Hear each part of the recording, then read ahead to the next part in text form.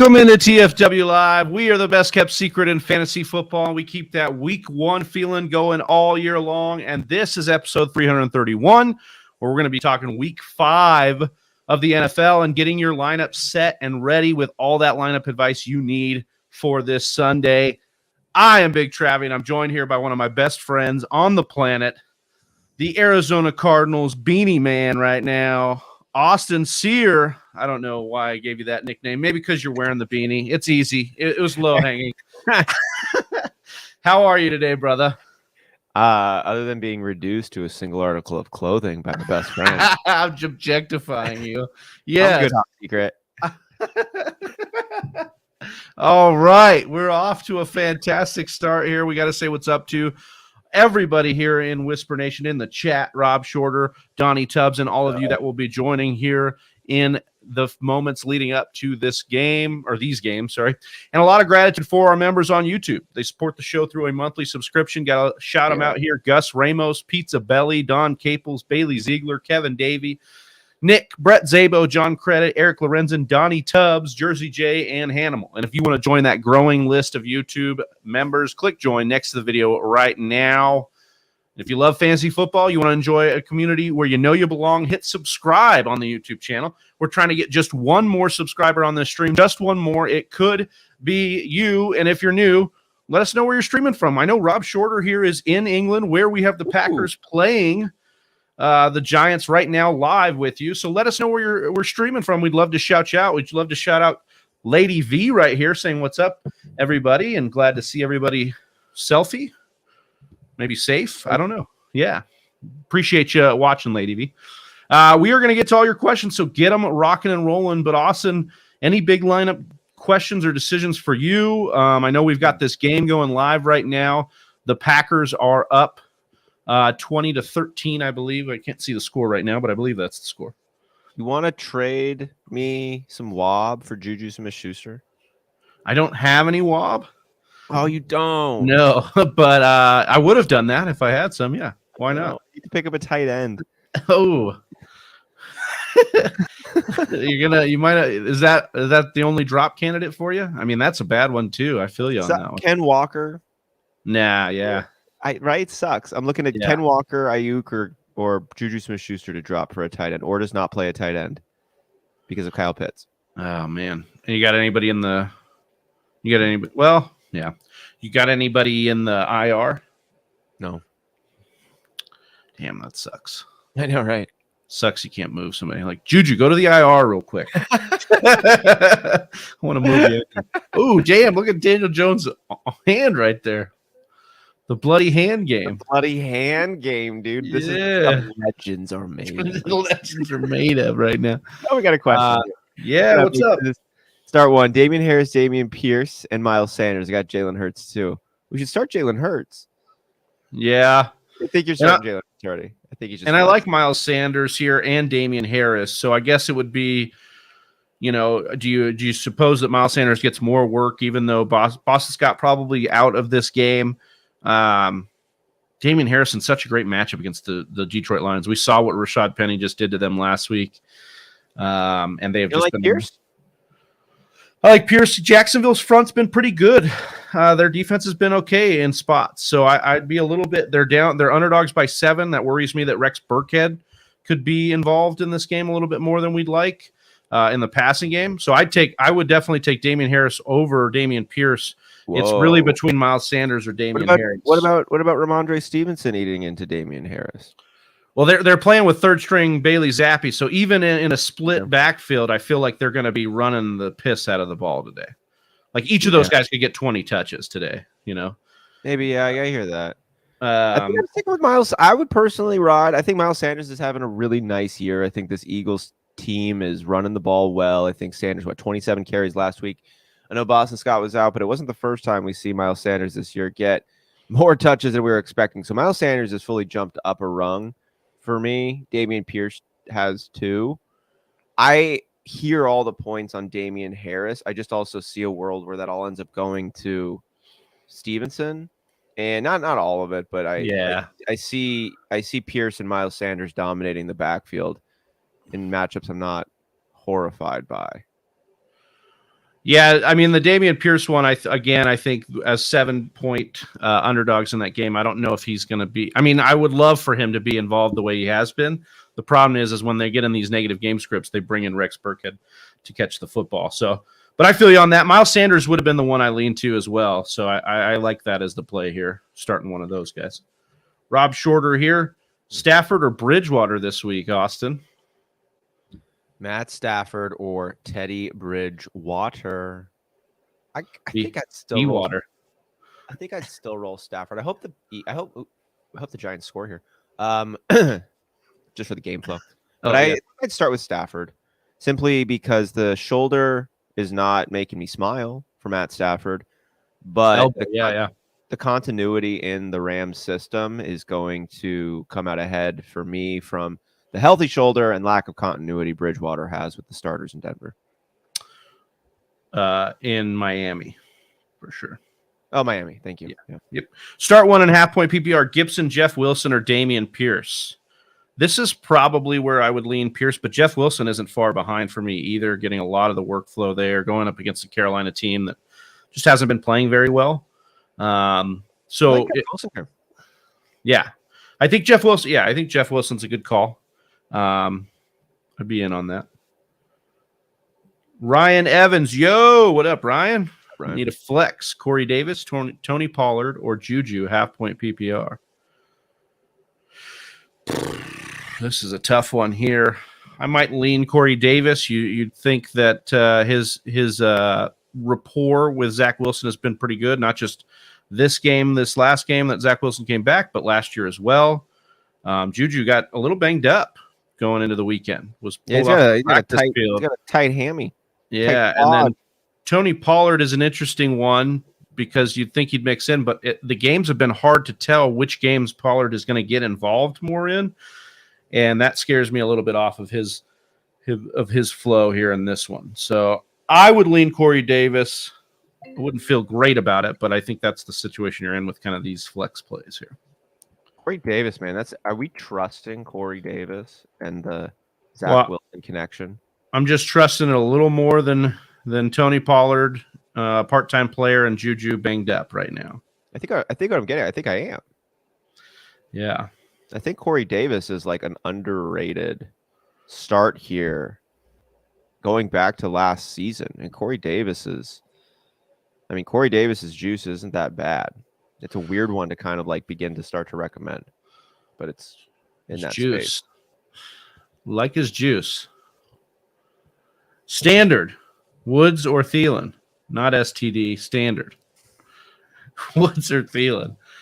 Awesome. What do you think here? Would you be leaning Thielen here just because of the touchdown upside? I don't give a fuck about his touchdown upside.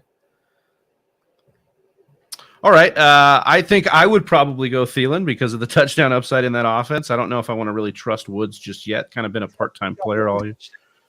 Yeah. So I'm scared about the touchdown upside of Thielen this year. But you're more confident in the Tennessee passing attack. I didn't say that. Okay. All right. But you set me up at a little loaded entry. Are you trusting the touchdown upside of Thielen? No, I mean, I'm just asking Woods over Thielen here. That's all. No. I'm still starting Thielen. Thielen is still like locked into that lineup. I think he might be a little dusty, but I think he's going to have opportunity-based points. I feel like he's kind of like turned into a tight end for them.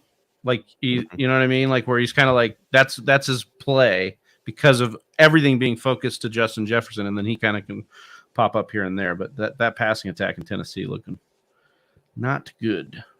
We have not seen Saquon Barkley back in this game, Austin.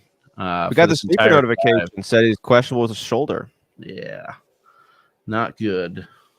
Doesn't it just make you like when you don't draft him in certain leagues? Oh, you did draft him in a lot of leagues though, so you're like stinging.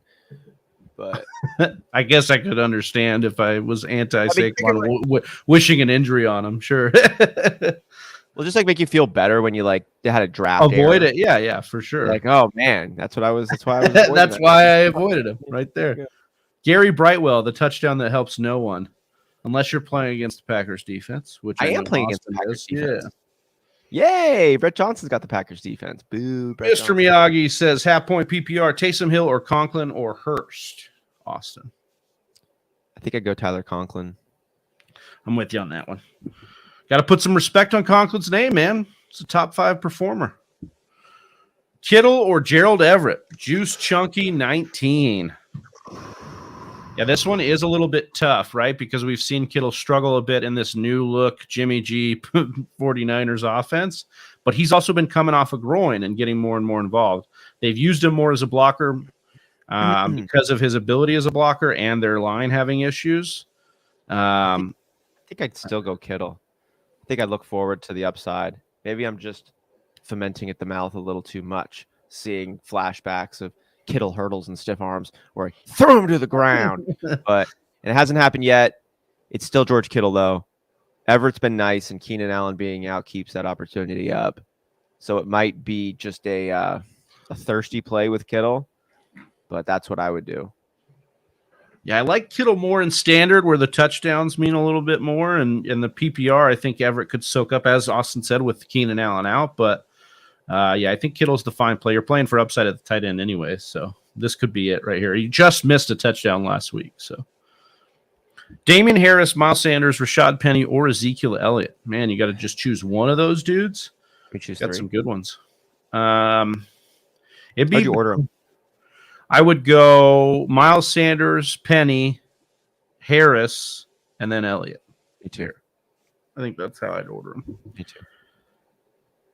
Is it too bold to bench Lamb versus Ramsey for Garrett Wilson? I think it's a little bit bold, especially we've seen Ramsey get dusted by really good wide receivers this year.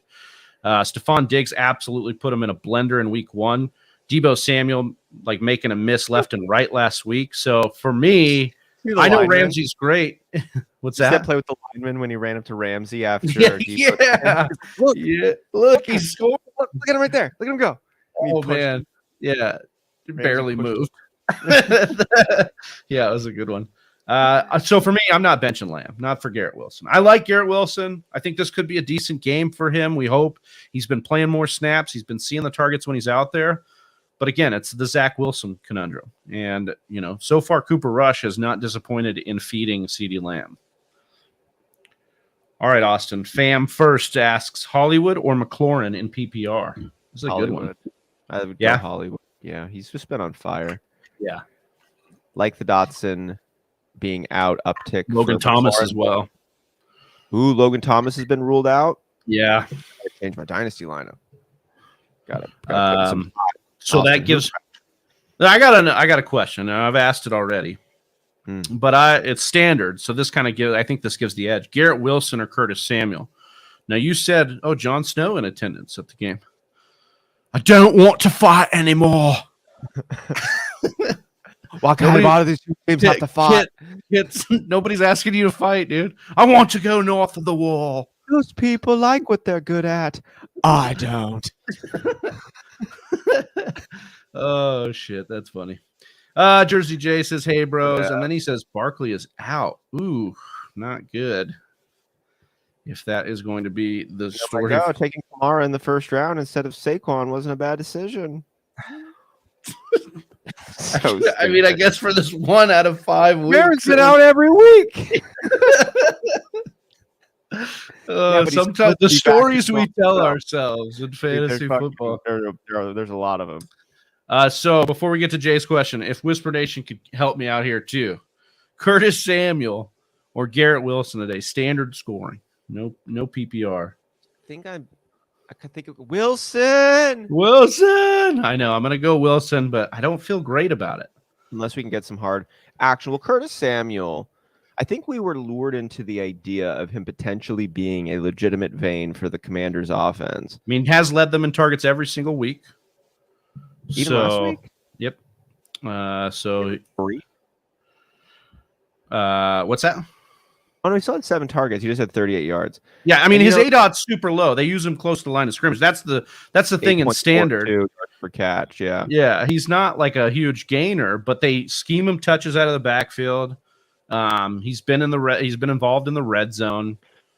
He had more catches last week than I thought he was. And you can't ignore the fact that Deebo Samuel and Curtis Samuel share the same last name. Yes, and as I nicknamed him in our sleeper, he is Lil Deebo. So he's, being used like Deebo. I think I'm still going to go Wilson here. Because the Wilson's floor, I think, is similar to Curtis Samuel's. Like, maybe his floor is slower, but I think he's like kind of the same, just as far as like he had the 2 catches last week for 40 yards, I think it was. So like the pop is there. Oh, PI? No, that was weird. Christian Watson's supposed to be out with a hamstring. He pulled his hamstring again. Yeah. Oh man. All right. Lame. All right, Jersey J says, are you guys still riding Mostert over Algier? Also, Edmonds got dropped. Should I drop Rachaad White or Pacheco or him, or just leave it full point PPR? I think I'd leave it.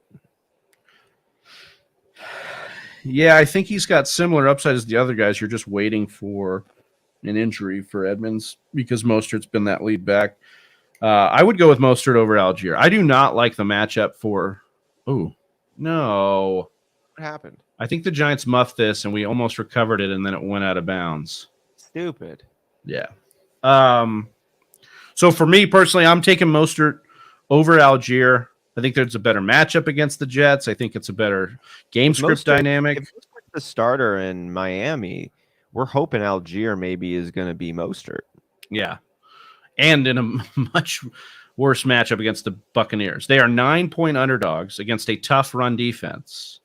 I don't have a lot of faith. Plus, Caleb Huntley equaled him in running back touches last week. So right. And then we got Damien Williams that could come back. Like Algier could just take it over, and he could totally just make his case. There's upside there for sure. Yeah. Mostert's got spring to him, man. Until he gets hurt, it's weird how fun he is. Low key. Yeah. 31 high key. Got that Cordero Patterson. He's got 31 years old, dude. Yeah. Just rocking. We're getting there's some guys who have like the 30-year-olds, like it's not the like man strength. Yeah, like 30-year-old speed. Like he's got that 30-something speed. You know, when it's like Cordero Patterson or Hugh Mostert, just like I love the memes that are like, oh, here comes sports announcer. Sports announcer says, here comes the oldest man alive for playing football. He's 35 years old. Me, 33 years old, watching. But to watch like Latavius Murray with some pop, Cordero Patterson, Mostert, we'll see if they can keep it going over consistent games. But they've shown some nice plays.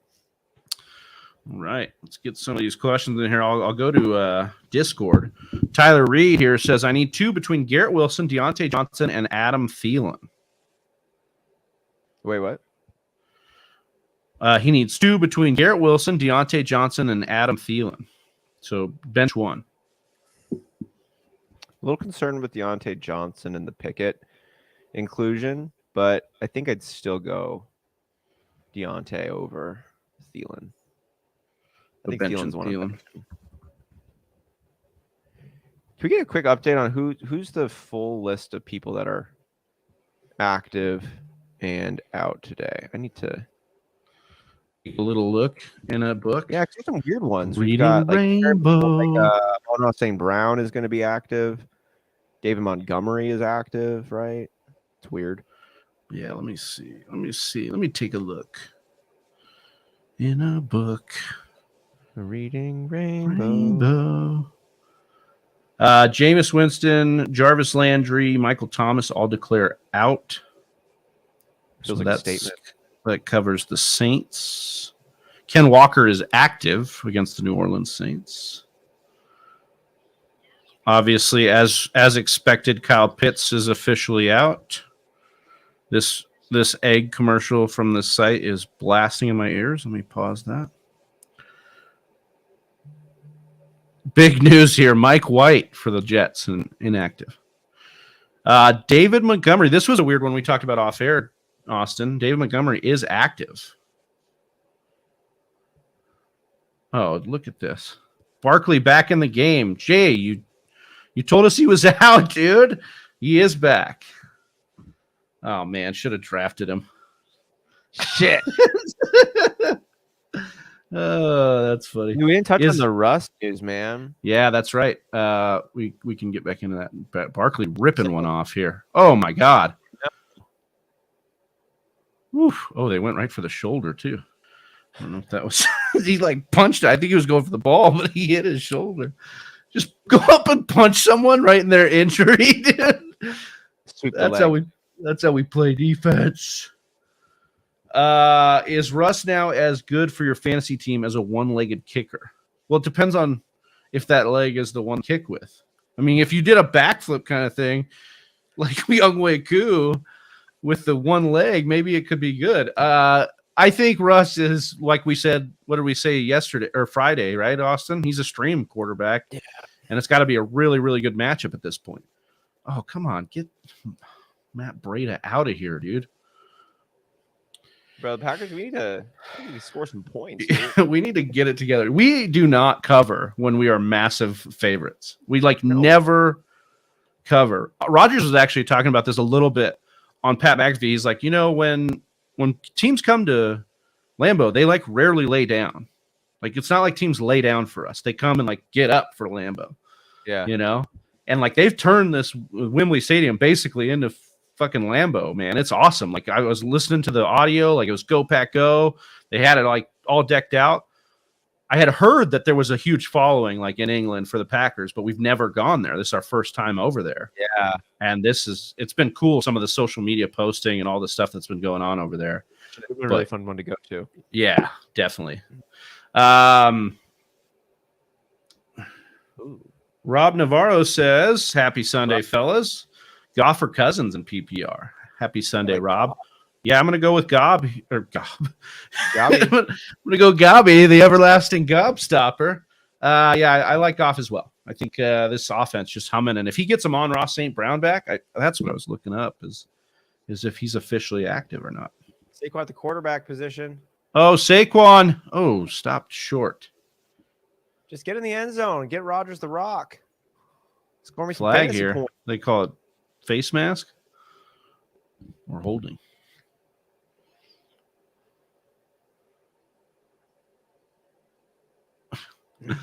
The defensive, whoever defensive lineman that is, just goes right up into the face of the ref and points towards the other team.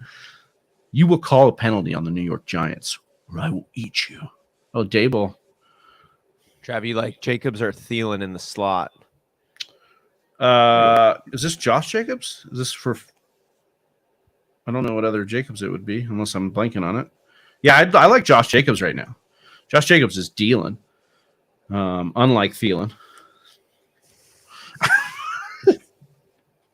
But Jacobs getting great usage. No, all kidding aside, he's getting top tier running back usage right now.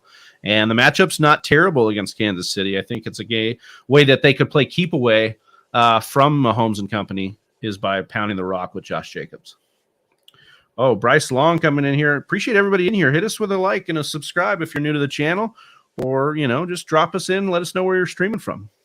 Bryce Long says Irv Smith or Evan Ingram. And should I trade Kamara and Pitts for Andrews? My running backs are Mixon, Pierce, Stevenson, Herbert, and Brian Robinson. So trading Kamara and Pitts for Andrews. I don't think it's terrible given your other running backs. Would you rather have Kamara or Damien Pierce rest of season, or Kamara or Stevenson rest of season? Because that to me is when I look at this, instant reaction. My idea is get Kamara out of that deal, get Pierce or Stevenson into that deal, and get Andrews back. Maybe you have to, given Pitts' lack of production.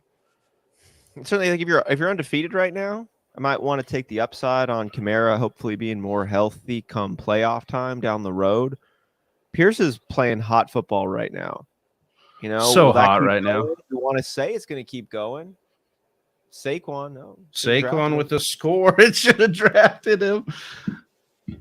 So I think it would depend on the record for this. This isn't bad, but you're giving up some pretty heavy upside for down the season. But you're going to get some instant production right now that has major upside. It's not a bad deal. Oh, we didn't answer the start sit. Irv Smith or Evan Ingram here. I think I'd lean Evan Ingram. His usage has been decent. He just hasn't really gotten in there yet. And Irv Smith is a guy that I think we always want to happen and hasn't really. And not that Ingram's the model of consistency, but between these two, I kind of like, against Houston, Trevor Lawrence with a bounce back game here, I would imagine. Yeah, and we just haven't seen it, like you said, from Irv Smith yet. We're hoping for it. 5 catches one day, but for 36 yards, 32 yards, 23 yards. I think I'd lean Evan Ingram a little bit. Man, this Giants team is really. I just have to say, I think this Brian Dable ad has been good for them. They're 3-1. They look to not give up in games. They fight all the way through. And they have a lead right now against our Packers, and they were, I believe, 7 or 8 point underdogs in this game. And we got 6 minutes left in the fourth. So just really liking what I'm seeing out of the Giants' grit. And they're defensively, they've been nice. So, all right, let's see. Big Perm 33. What's up, Big Perm? Should I start Montgomery or Breece Hall? I'm not trusting that surprise activation from Montgomery. Yeah, that one would be tough. I think I'm going Breece Hall as well. Just the arrows right now for these two guys are opposite. You know what I mean? I'm talking about going up for Breece Hall, and yeah, an activation is good for you, but that's a tender ankle. It's got to be. Chase Edmonds or Tony Pollard in PPR, asks Rob Navarro. Not in love with these starts, but I think my first reaction is Tony Pollard. I'm with you on that. That was definitely my first gut reaction as well.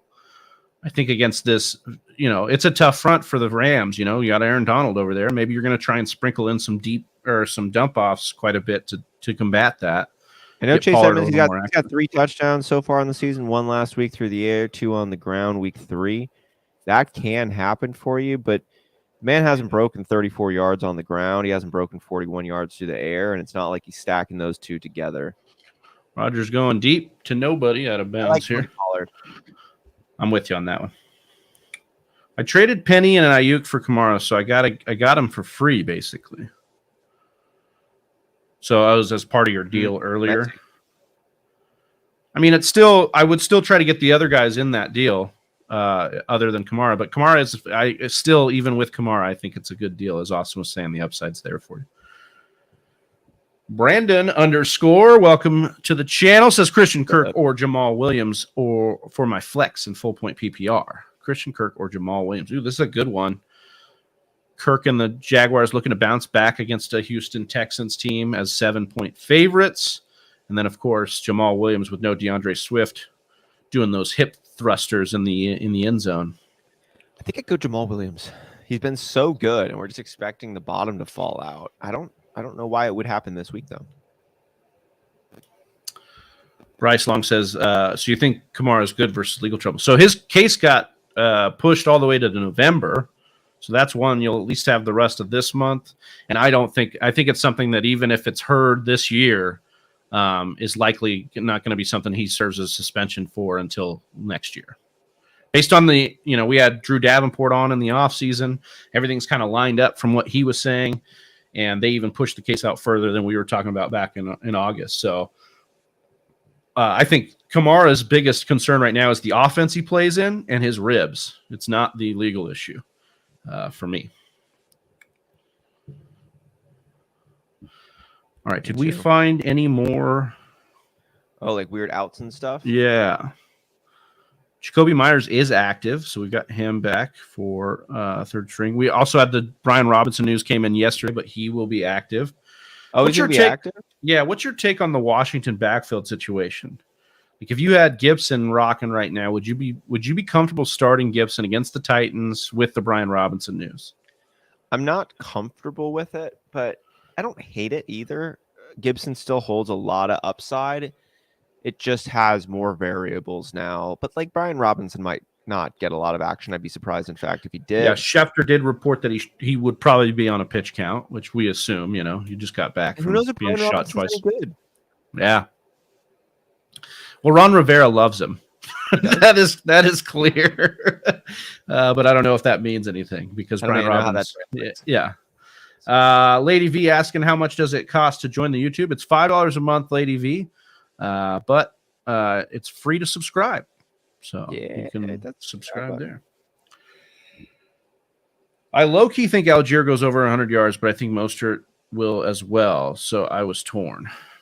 Ooh, yeah, I mean, that's a big bet. That's a big bet on Algier going over 100 yards. But hey, if he does, you're going to be you are going to be unbearable in the chats if he does go over 100. So I remember doing this dance with you, though, a lot last year on Jalen Waddle, because there were times I wasn't buying into Jalen Waddle, and you were right on it, Jersey J. So kudos to you there.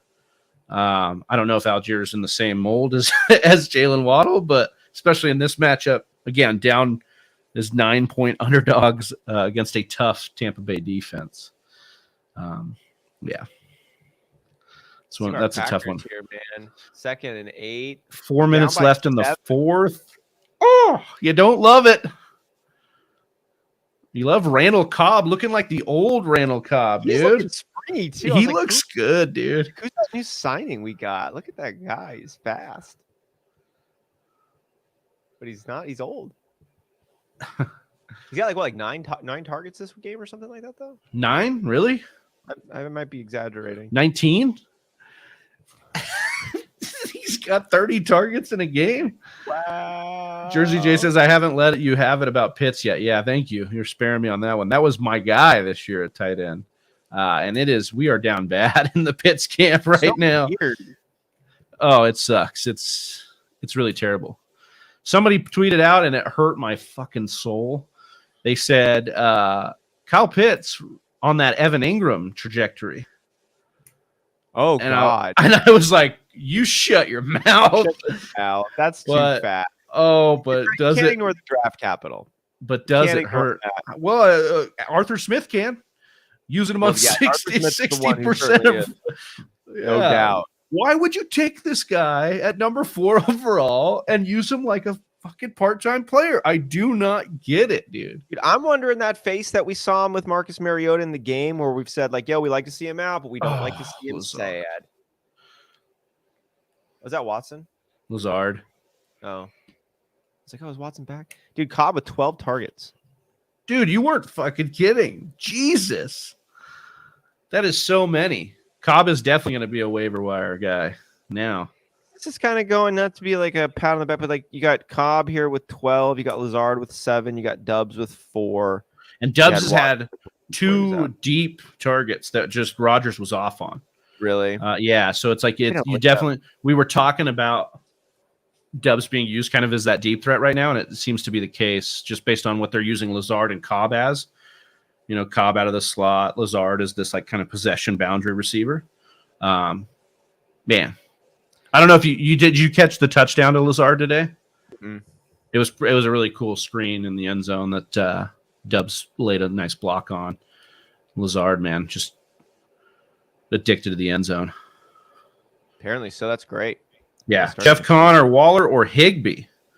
Ooh, I'd probably still go Waller, similar to the upside that we were talking about with Kittle. But I understand if it's full point PPR, I understand going Higbee.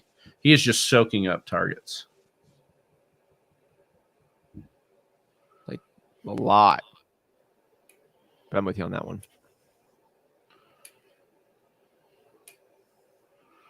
You're welcome, Rob. Thanks for joining in here. If you guys got any more questions, let us know. Reed coming in with one more. He says, Hunt, Penny, or ETN? Kareem Hunt, Rashad Penny, or Travis Etienne. This is from the Discord.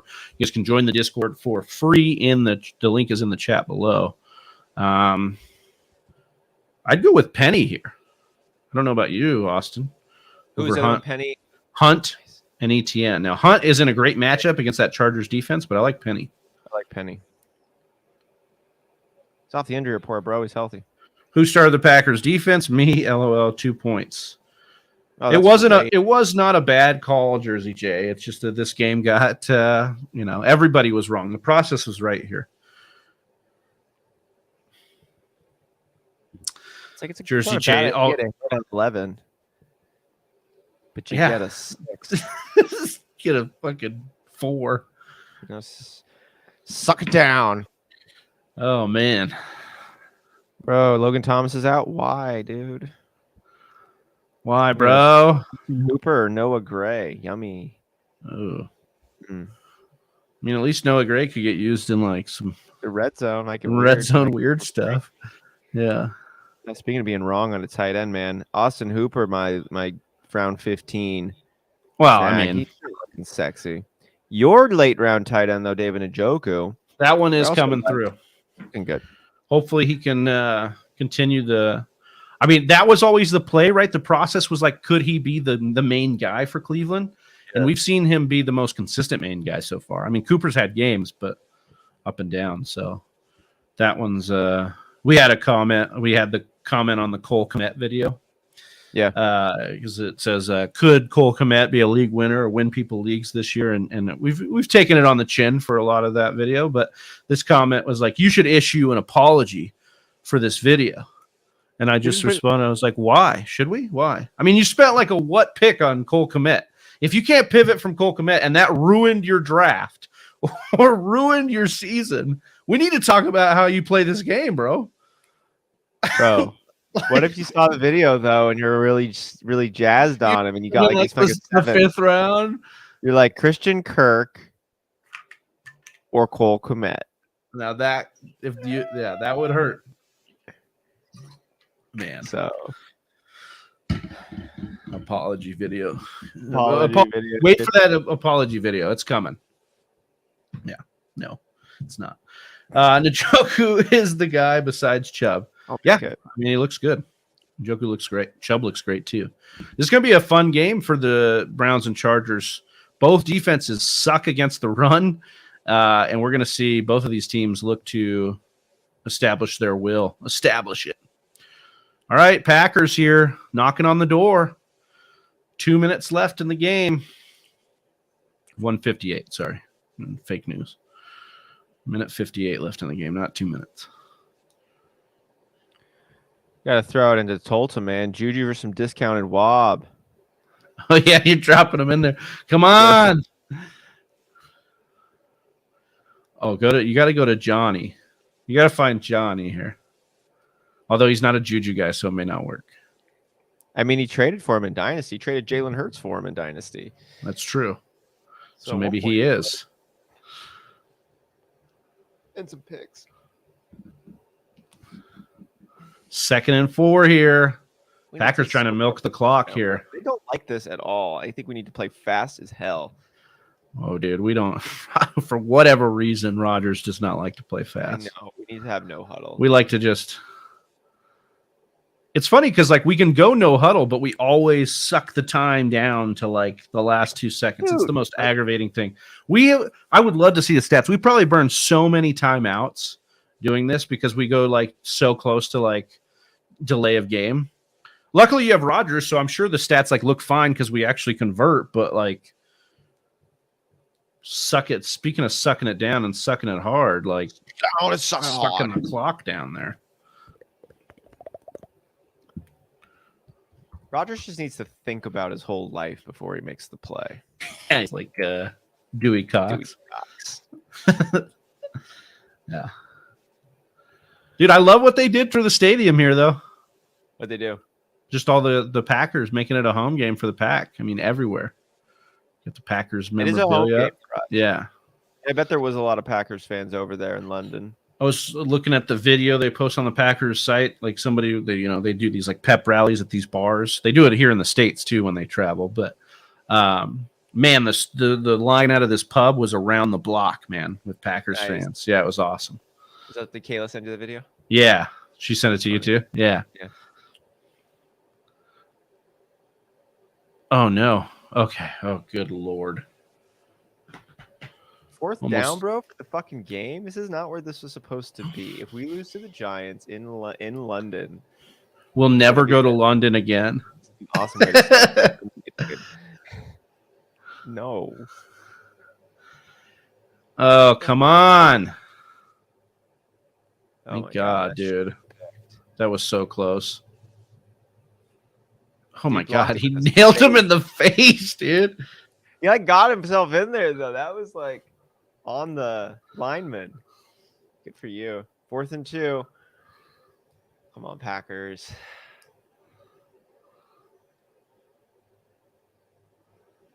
No, take the clock all the way down. Got to.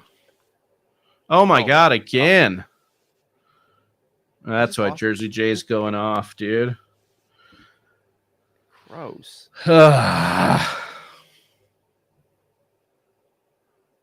Dude, this is not good. Nope, not a great way to start this Sunday. But come on. Like, this is supposed to be the play we score on. Really wish we had that timeout. Right? The fucking 2.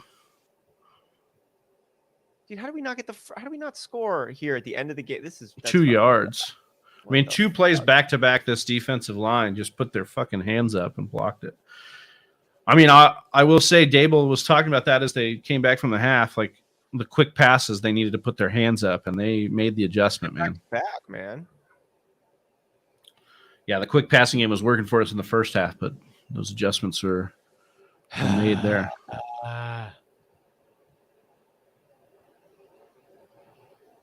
Man. Oh, here he comes. Your defense sucks. Good morning. Suck your defense, dude. Feeling so good about Aaron Rodgers not getting a touchdown pass right there. He just had to log on. Yeah. Nice to see Brett. Didn't see it during that Thursday game. Surprised he didn't show up during overtime after that 30-yard catch by Melvin Gordon to make the day. Yeah, I know you did. Yeah, that's what we're saying.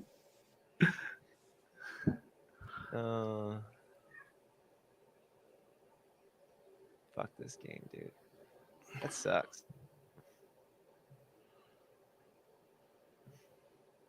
Yeah, we did not have a good second half here. Like all our points in the first half. Did we just get complacent? Did the Giants play good? I think the Giants played well, man. I said it before. I think on the last drive, I think Brian Dable's got this team fired up, and they're playing above their means a lot. The defense, especially, is one that has been surprising in a lot of these games. So, kudos to the Giants, man.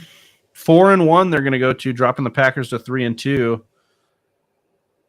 I mean, check out the NFC East. You know, a cupcake division we were calling it, and now the Giants 4-1, the Eagles undefeated, the Cowboys winning with their backup quarterback,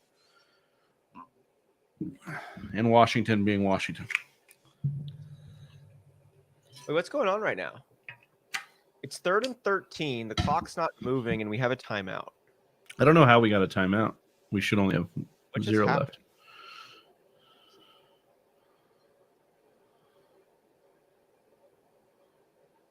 Oh, what happened? What happened?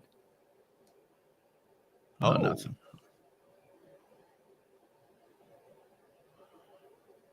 He's slow playing the kneel down. You can't get mad at us for going after the ball. All right, we're gonna have. They're gonna have to punt in the back of their end zone. Jersey J says, "Hey, if I'm going to lose my first loss because I'm facing Saquon, Burrow, Chase, and Higgins, the Giants better win." Well, we'll see. They definitely are in a great spot. Their win probability is probably above 90, I would think. Why did this game clock and the play clock just flip for which one had more time on it? I don't know. Are we botching this? No, the clock operator is botching it.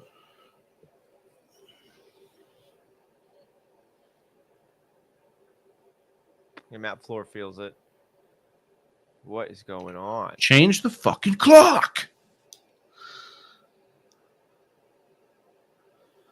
Hey. I love these are the great ones. What?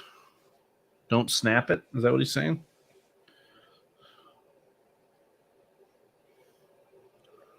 Penny, where the Algier, Corey Davis, Lockett, Gibson, start 1. I think I'm going Penny here. I would rank him Penny, Corey Davis. Well, Lockett's a good. I'd go Penny, Lockett, Corey Davis, and then Algier Gibson. That's how I'd rank these. Did they fix this clock? Or what are they doing? There we go. Jesus. Oh, our bad. Our bad. We We were just trying to cheat you out of this. Oh, and they gave him less seconds. Love it. Sleek says flex, full point PPR, Jamal Williams, Damian Harris, or Adam Thielen. In that order for me. Yeah, I would agree with that. What is going on? Oh, they called a timeout. So we're going to get the ball with like 8 seconds left. 7 seconds left. Presumably, Brett Johnson brings up a good point. They could just safety it to run some more time off. I don't know if I'd do that if I was. How would you? If I was the Giants, I don't think I'd do that. Because then you kick it off, and then you're like an immediate. Well, then a score you lose. You don't tie. You lose now with a score. So 2 points for his defense. Yeah. Hey, kitty.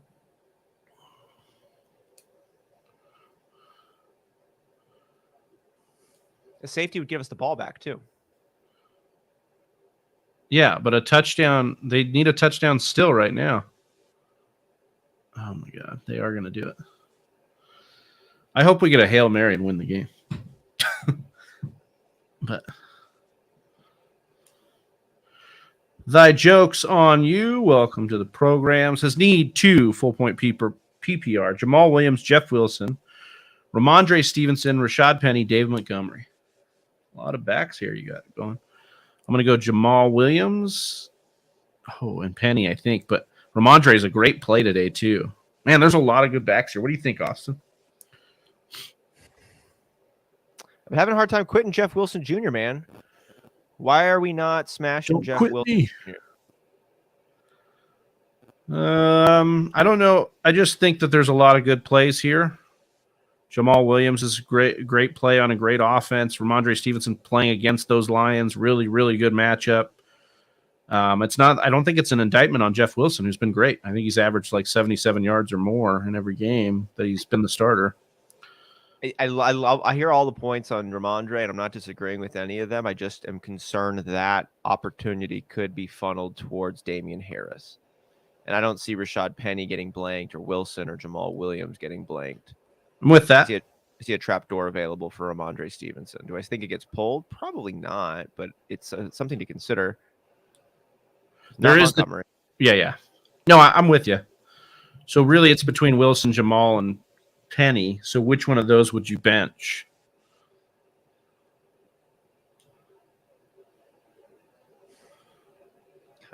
I want to see what – I mean, I'm just personally 7 curious seconds. on the Rashad Penny situation, but I want to see Penny. And Jamal Williams has just been doing so good, and we cautioned a little bit of caution for him last week, saying that he might not really take up all of the DeAndre Swift work, and Jamal Williams turned that into a phenomenal day. Mm-hmm. I think personally I'm going to go Jamal Williams and Rashad Penny. Me too. I just like their workload better. I think they're focal points of their team's offenses. Wilson's nice, but he does have the Debo conundrum. I think that's the tiebreaker for me, is like Debo could snag a touchdown away from him or something. I'm a little happy that we at least get excitement here to end this game. 7 seconds here. See if Rodgers can do it again. That looks like a false start. Yep. Is that a 10-second runoff? Is that going to be the end of the game? Oh, my God.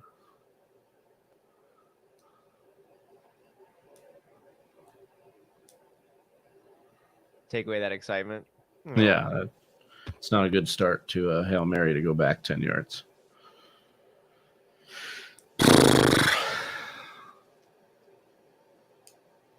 Oh, 5 yards. Well, that's better. It's better than 10.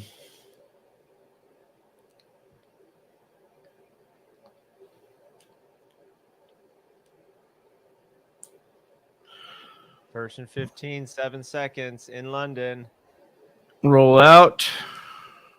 He's not even going to throw off. Oh, God. Oh, God. Rodgers got crunched. Hopefully he's okay. Oh, look at the lineman here.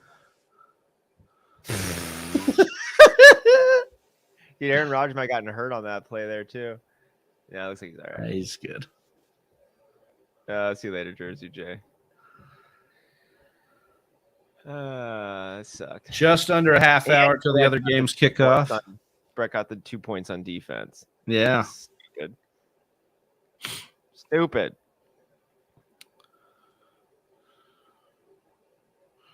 All right. A little bit under a half hour till the games kick off. Any other questions? Get them in here for us, guys. We will be rocking with you. Let's see. We got some sit and start questions over here. What up, Manuel? Should I start Teddy Bridgewater or Carson Wentz? Ooh, I like Carson Wentz's matchup. I kind of want to dance with some fire and Carson Wentz on this. Yeah, I think I'm in on Carson Wentz as well. He was a start for me in my article this week because the Titans have given up 2 or more touchdowns to every single QB they've faced this year. Their defense is struggling against the pass. I think it's a big Terry day. I think it's a big Wentz day, or big enough to. And I love Teddy. I love Miami, but I don't know, man. It's kind of tough to want to get in on that.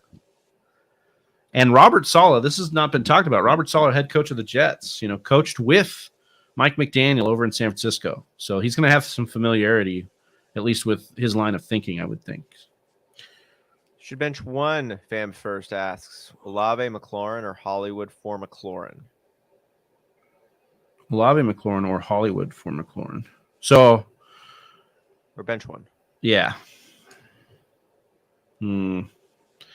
I love McLaurin's matchup, but Hollywood Brown has just been getting so much work here, and so has Olave. No Michael Thomas, no Jarvis Landry. I think I'm going Olave and Hollywood, but you have some great wide receivers and great plays this week. I think you'll be fine either way, but yeah, that's where I'm leaning here. I can't believe Brett Johnson showed up to the stream after Rodgers didn't get that touchdown pass. Yeah, and called for a safety and then dipped. And then there's two touchdowns there. There's the tying touchdown, and then there's the game-winning touchdown in overtime. And you're just feeling that. It's like, nope. 2 for the day, not 3 or 4. Oh, good to see you. Oh, Kirk. You said Kirk. Instead of... He meant Hollywood or Kirk. For McLaurin. Oh, I mean, I'm still going Hollywood over McLaurin. Yeah, I love McLaurin's matchup, but Hollywood he's been an alpha for this team right now. So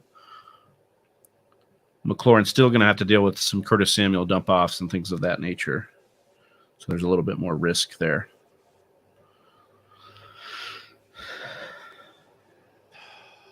Non-PPR, Brocal asking Drake London or Elijah Moore.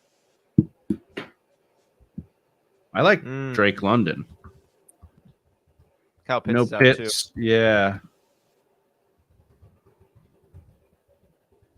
Yeah. Mostert or Penny?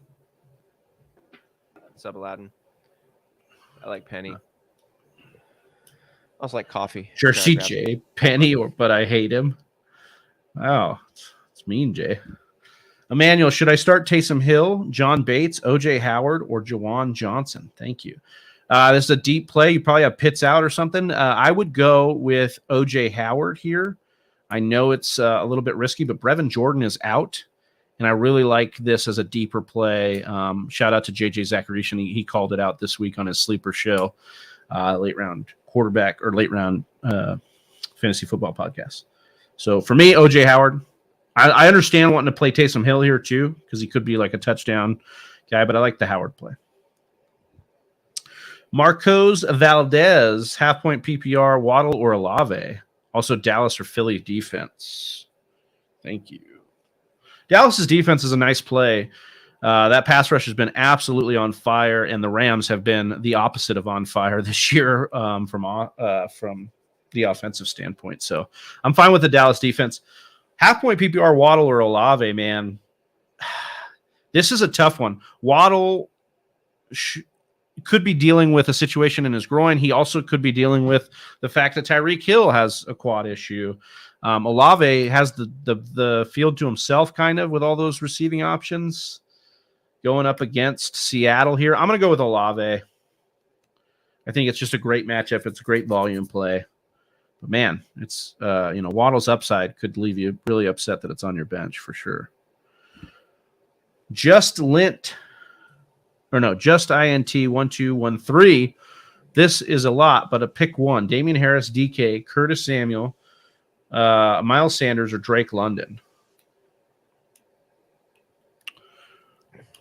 I'm going to go with DK here. I love Damien Harris's matchup, though. But I think I'm leaning DK. It's like a 60-40 over Harris for me in this one. I'm just going to not get cute at all and just say Miles Sanders for me. Just ride the lightning. Ride the lightning. And then DK, and then Damien, and then Curtis, and then Drake. Love it. Spective Cat. I've been stashing Ken Walker thinking he would take over the RB1, but Penny seems to be holding on to it. Do you think Walker is a safe drop at this point so I can add more bench depth, or is it worth a stash? Well, depends on what bench depth you're trying to add. We're only 5 weeks in, and a lot of times we see these rookies come on after the bye or come on after week 8, back half of the year. Walker is still a great stash to me. Something could happen to Penny. Penny has already shown that he's not the most durable running back. And now Penny is, like you said, he's holding on to it. He's doing what he needs to do. He's the guy. But I think Walker is one of those premier handcuffs to have right now. I'm kind of waiting on Walker because, I'm sitting in this situation of that's true. Picking a tight end, and I'm thinking it sucks. I'm trying to get rid of some players for some WOB in our league of record right now, and might not have to start a tight end this week. That would suck. But Ken Walker is a drop candidate, but I'd like to kind of see what goes down in that Seattle game to start it off. Yeah. Because if Penny dongs and doesn't get hurt, a little more consideration of dropping Walker, because you're totally right, but Penny is doing it. Penny has done it. He continues to. Ken Walker, you'd be very excited to see what he would do with the opportunity, but there's no reason to give him the opportunity if Penny keeps balling. So you need something to happen to Penny to get Ken Walker in. We were just in this situation a couple years ago with Penny, drafted high with capital, first round. Yeah. And our guy just retired, Chris Carson, held on to that backfield. Penny got hurt. Right. He couldn't come in. So we don't have to go past this coaching staff to understand that they will ride the hot hand. So there's a lot of merit to what you're saying there for sure. Rafi 69 Bomb. What's up, Rafi, a.k.a. Gronk? PPR, Hines, and Dylan have put me in a big hole. Need highest upside, Ayuk or Algier? I think the highest upside is Ayuk. I hope so. I hope that's the case, man. I got some shares about Ayuk. I'd love that to be true. I mean, I know our guy Jersey J would be saying Algier he's got the biggest upside because he's going to go for 100 yards, but I think the thing with Ayuk that gives me a little bit more hope is that we haven't seen this offense kind of hit its groove yet, and they've still won games and been good. And I think if they were to hit that this week against Carolina, Ayuk would be involved, and Ayuk's got good games ahead. If you asked us who has the highest upside, for me, it's hard not to say Algier for a guy who is averaging over 5 yards a carry and his 16 carries he's gotten. Not a lot, that's not a real number, but he had 10 carries for 80 yards or really good efficiency numbers the last 2 weeks. He might not even get the rock a lot with Huntley there. We don't know, but he also could take it over. He's a rookie. He's a mystery box. He's shown us good work with limited sample size. The smallest percentage of his ceiling, I think, is higher than Ayuk's because of the mystery box appeal. But I don't think he hits it. Hey, Aladdin, pick one, Sanders or Stevenson. I think we go Sanders, yeah. I think it's just at least proven to be the lead back in a lot of these games, if not all of them. Chad Doak says, how about them Giants? Yeah, beat our Packers, unfortunately. Sucks, man. Sucks for fantasy. Sucks for sucks for my life. Mr. Miyagi. Yeah. Ugh. Need to drop one to move Robinson out of my IR. Would you drop Dubs, Rashad White, or Henderson? I'll preface this by saying I'm a huge Rashad White guy. I think he's a massive hold and a league-winning type archetype for me. So I think I would be dropping Henderson here. I have not liked what I've seen out of the Rams. Their offensive line is garbage, and they've gotten Akers more and more involved, even though he hasn't been good in each and every game. So for me, Henderson would be the drop. I like Dubs' downfield targets. I like him getting more and more involved in the offense. So I think I would drop Henderson here. Jersey J, do you guys remember the bet between Freak Stomper and I locked it in on your show? I'm winning. I don't remember the bet. You'll have to remind me. I don't remember. But congrats. Oh, it might have been Giants versus Niners, because I know Freak Stomper's a Niners fan record-wise. Was that what it was? That might have been it. That'd be fun. Congrats on winning, yeah. It's Exxon. Who you guys starting in full point PPR? Scary Terry or Curtis Samuel? I feel like I should just flip a coin. This is where I would go Terry McLaurin. Terry McLaurin's a big start for me. He's been getting the downfield targets. No Jahan Dotson, who has been kind of getting those as well. And the Tennessee Titans are top 5 in points allowed to the wide receiver. I think Scary Terry's in for a big day today. Chad Doak says, Devin Singletary, CEH, James Conner, Khalil Herbert. Which two are you starting? Austin. CEH for sure. Ooh, for sure. I love that. Love that. Yeah. For sure. My guy, CEH. For sure. I can lock it in, dude. I want to go Khalil Herbert, but the Montgomery news is weird, dude. It's really weird. He's gotten like 1 limited practice in this week, and he's active, baby. Let's go. So I don't know. So would you go Herbert over Devin? Like the Devin Singletary one is interesting because of the game script against Pittsburgh. Like they should handle Pittsburgh.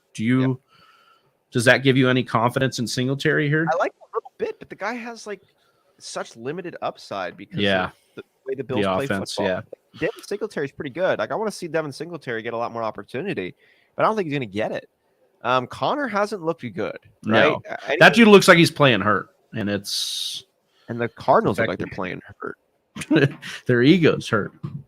I mean, Connor did finish with 11 points last week in PPR. He's still getting some pass work. I think the difference with Connor this year, he's less efficient and he's not scoring. Last year he was getting these touchdowns, and we're just seeing some of that regression. Big time hit. I think I'd go CEH, and then I think it's easier to say that it would be to actually put it in my own lineup, but I think I'm going Khalil. Wow. Then Singletary, okay. And then Connor. I think I'd lean Singletary over Khalil Herbert just with the activation of Montgomery scares me a little bit. Not that they haven't used other backs in Buffalo. That's why I said it's easier for me to say that than actually put it in my own lineup. Yeah, I'm going to lean Singletary over Herbert, but you've heard both sides here. So, Chad, you got a decision to make. Mr. Miyagi, Thielen or Deontay Johnson in standard. So I'm just going to say this, and it's going to sound gross, but in standard, we want touchdowns, right? And I don't know if Deontay Johnson's the better bet against the Bills to score a touchdown this week than Adam Thielen. So I would go Adam Thielen in a standard format. In PPR, I'd lean Deontay Johnson. But I think those touchdowns can really spike it. I do dislike the take because I would dislike having to choose between these two. But Deontay Johnson is threefold. You got Deontay Johnson who was hurt. Wasn't for sure thing that he's going to play. He is going to play. So take that for what you will. Next, he's going to play. He's going to play. Kenny Pickett. We don't know where Kenny Pickett's going to like to throw the ball. But he did have a fake slide. We do know he likes to fake slide, and in a limited amount of action last week, George Pickens was his guy. Yep. George Pickens has got a huge ceiling from the talent perspective, and he's shown us some nice moments with that smaller sample size. So there's a world where Deontay Johnson is hurt and is the second favorite option on a pass offense that's not great and gets overshadowed by a more talented guy who comes in hot. Or Deontay Johnson can just say, sit down, Rook. It's my Watch team. Me go. Look at me. I'm the captain now. I'm still the captain. When you said the smaller sample size, it was like an elongated smaller, and I thought you were going to talk about Kenny Pickett's hands. Oh, that would have been smaller. Nice. Yeah, smaller sample size. That's good stuff. Get those questions. We are nearing kickoff. 13 minutes left until kickoff. I got nothing left from. Let's check Twitter. Let's see if we got any DMs in the Twitter sphere. Maybe even Instagram as well. Computer is lagging. Oh, here we go. Timothy Chan, welcome to the program. What's up, Timothy? Start ETN or Josh Jacobs full point PPR. We're going Jacobs here. Our man Jersey J responded here. Well, I'm going Jacobs. I don't mean to speak for Austin. Austin, I imagine. Do you like Jacobs or ETN or full point PPR? Okay. Yeah, again, Jacobs' usage right now is through the roof. You should be taking advantage of that. Look, I think we have to adjust our priors. What happened with Josh Jacobs? They didn't pick up his option, and then he played in the Hall of Fame game, and everybody freaked out and said, oh, my God, they're going to use a committee, blah, blah, blah. Week 1, I think Brandon Bolden got a touchdown. Maybe it was week 2. I don't know. But we have to adjust our priors. The rest of their backs have not played up to snuff, and they continue to pound the rock with Josh Jacobs, and they continue. Last week, I think he got 5 catches. He is getting RB1 usage. Now, the efficiency of this offense brings him more to an RB2. But still, I think you got to be rocking with that in most games. ETN is a hold for me right now. I want to see this shake out over the year, but he's not like kind of a must start as Jacobs is becoming right now. Let's see here. I guess I should probably check some of my lineups here too. Eventually.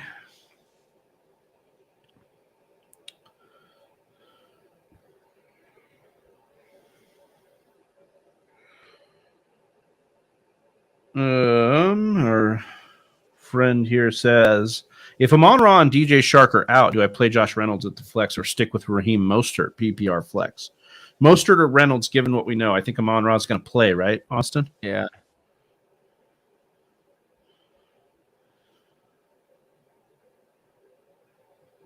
Mostert or Reynolds, what do you think? Mostert for me. Did you trade Mostert and Pacheco for AJ Dillon? I think I'd do that deal. You'd be playing for more upside down the road.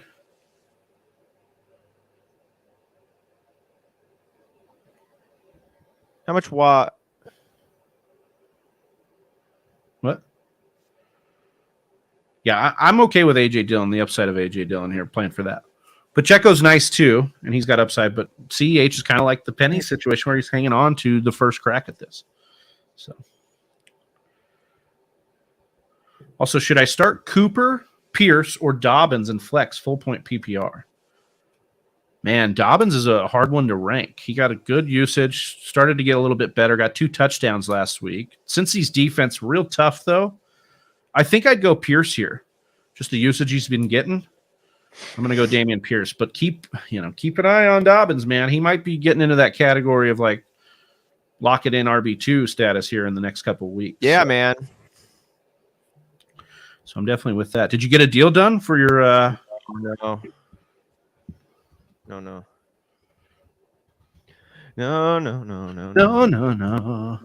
I still no. I gotta be hustling. Every day I'm hustling. Let's see. Going to Instagram here to pull some of these questions. Hawk Sailor says, I know you guys are probably busy, but I'd appreciate it if you look at your lineup. Well, this is a little. He's got Jalen Hurts, Dalvin Cook, James Robinson, T. Higgins, Marquise Brown, David Njoku, and Mike Evans. Cowboys defense and Greg Joe. So I'm just going to tell him that lineup looks fire. Also got Mike Williams on the bench. Would we be playing Mike Williams over T. Higgins, Marquise Brown, or Mike Evans, Austin? Would I say one more time? Would you play Mike Williams over T. Higgins, Marquise Brown, or Mike Evans? No. I like the last 2 there.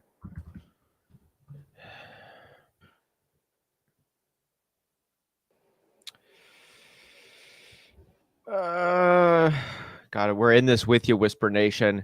Yes, getting our own lineups going here with the last couple of minutes. Rafi Bomb, PPR, Jeff Wilson or Damien Pierce? Ooh, Austin, that's a tough one. I think I'm going Damien Pierce, but it's close. In PPR, I think I would because, oh man, actually. I might go Wilson just because of the matchup. Wilson has at least been used in the passing game for the Niners so far. Pierce, not as much. Jersey J, Mostert or Pacheco? Mostert and Pacheco for Najee. Absolutely, I'd do that deal. Taysom Hill or Conklin? I'm going Conklin here. Just more usage. I know the upside's there with Taysom Hill, but I like Conklin. Jersey J, do you have a sleeper defense? I'm starting the Titans. Like the Titans defense, the problem is they haven't been getting a good pass rush going, but the Washington offensive line has been god-awful. I also think the Saints are a decent play. They're kind of a heavy favorite at home. I know the Seattle Seahawks offense has been going well, but this is a nice test for them.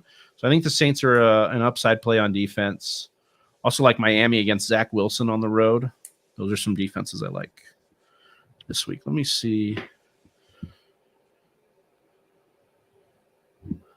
Start Conklin, Schultz, or Irv Smith, half-point PPR, Andre says. And I'm going with Conklin again here. Schultz has the toughest matchup against tight ends in the Rams. And Irv Smith is just, like we said, has not been hitting there. Conklin's usage has been great. Miami is on waivers. I love Miami's defense this week against the Jets.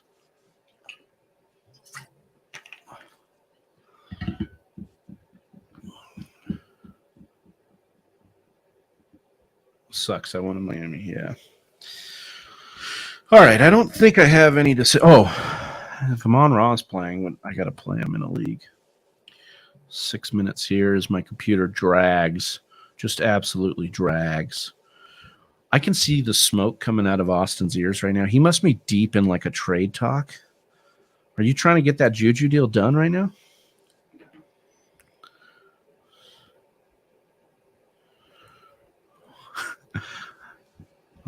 I'll let him be here. Let's see. Oh, did you do it? He must have got a deal done, or I'm guessing. Let's see.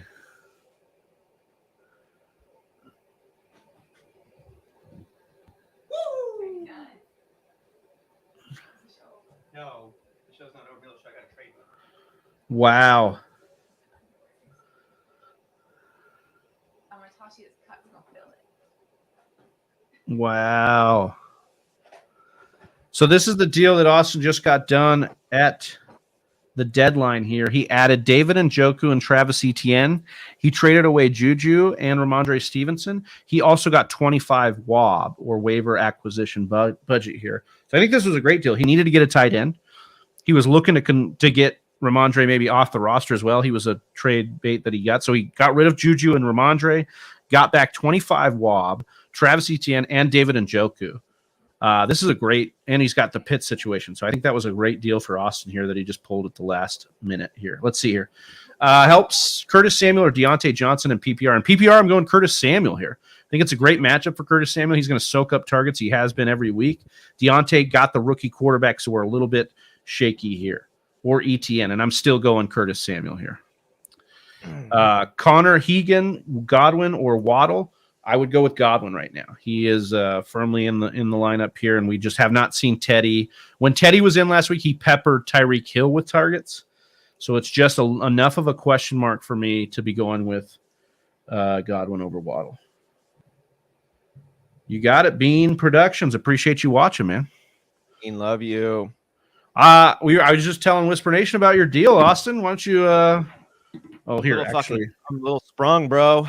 Yeah, that was great. And of course, like Alex, I bet he won't set his lineup in time, and then we'll have to deal with him, with these late last-minute trades. But I thought that was a fantastic – you got everything you wanted and needed for this week, plus some upside in ETN long-term.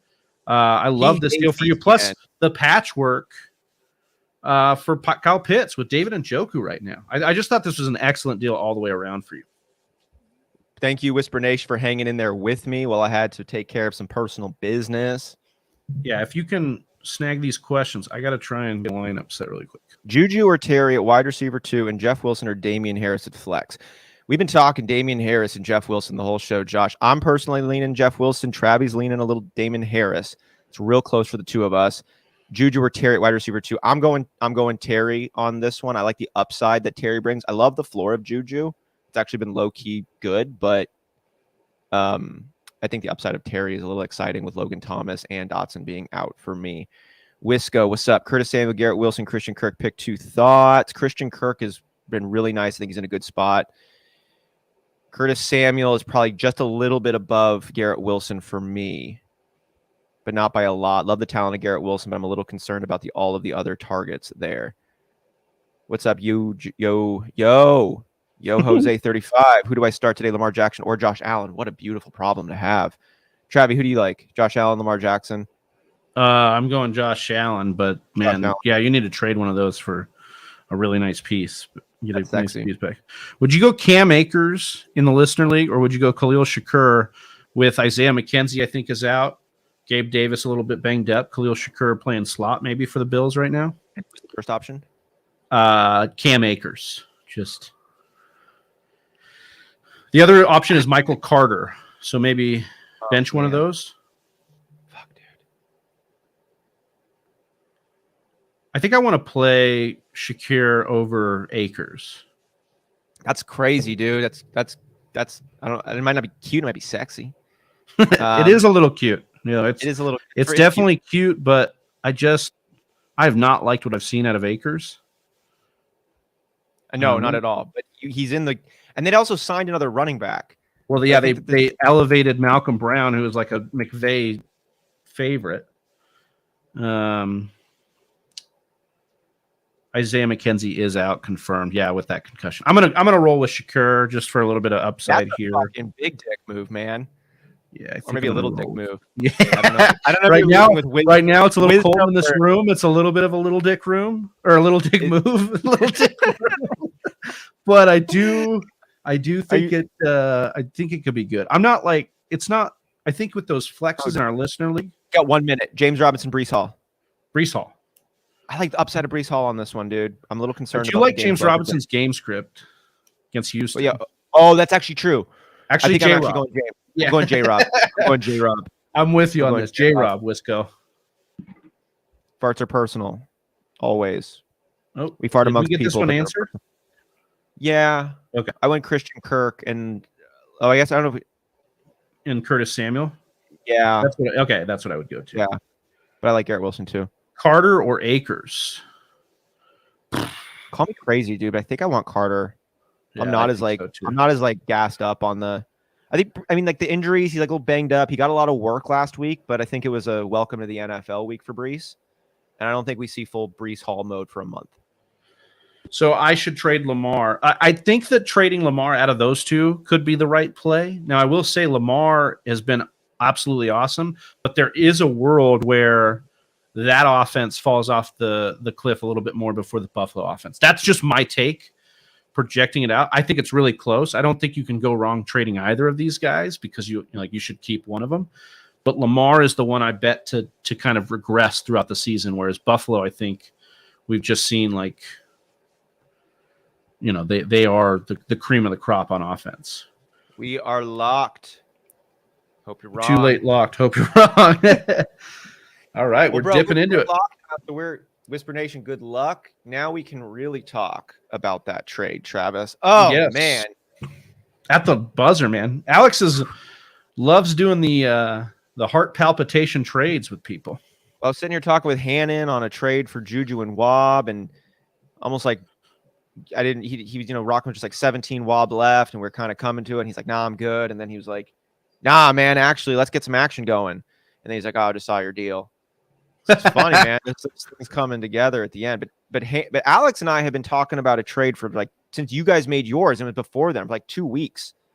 Since he's been really down on ETN, I'm definitely playing a little trophy case ball with ETN on this one. But I like the running back depth I've already got there with Kamara, Breece Hall, and Rashad Penny. I like not having to give up Ken Walker as the handcuff.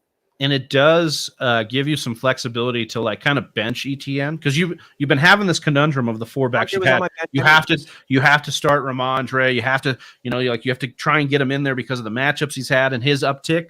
But I thought this was a well done deal, and I thought it was good for both teams. Alex needs to switch it up a little bit. He's got to get some pieces in right now that he can feel good playing. I don't know why he would have moved off of Njoku personally, but that's fine. I get it.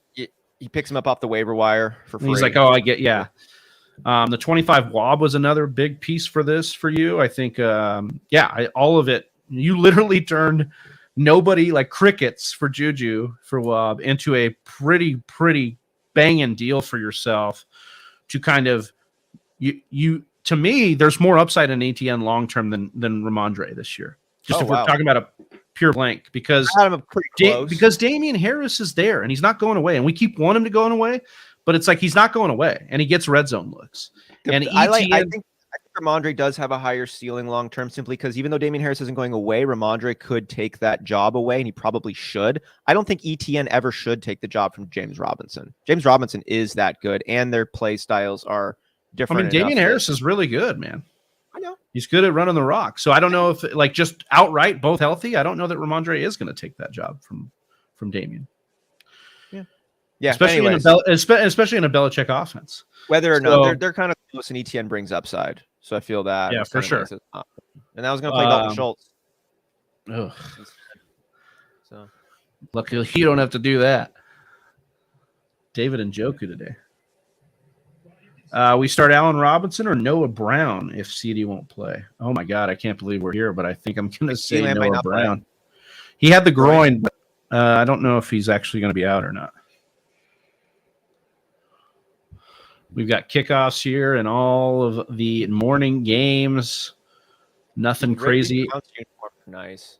These are cool. I really the Washington? Or are you watching something else? Oh, I must be watching something else. Yeah. The red zone. You got red zone too, but I'm on the Bills.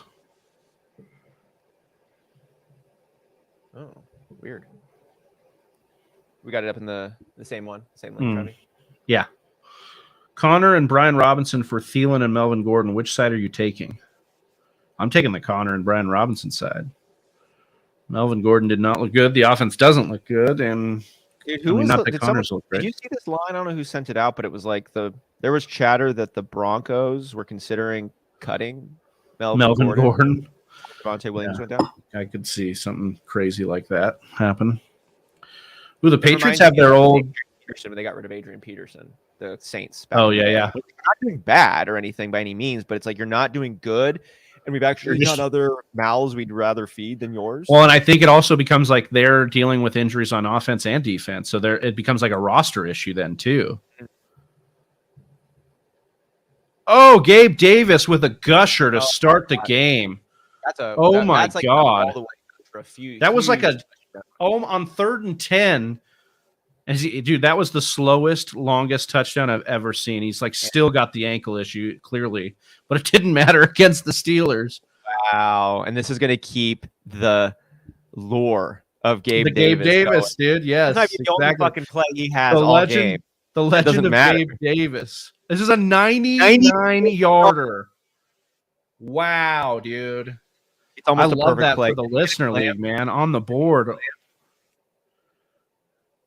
Did Hannon play him? I'm sure he did because he's got Josh Allen. So I think he feels locked into playing him.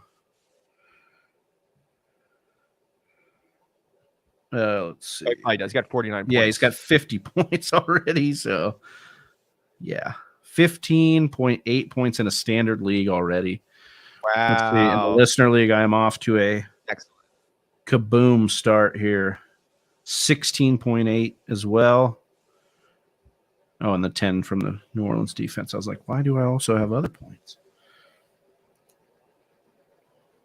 Oh, my God, dude. My vision is blurry from this trade. You can't see the world straight.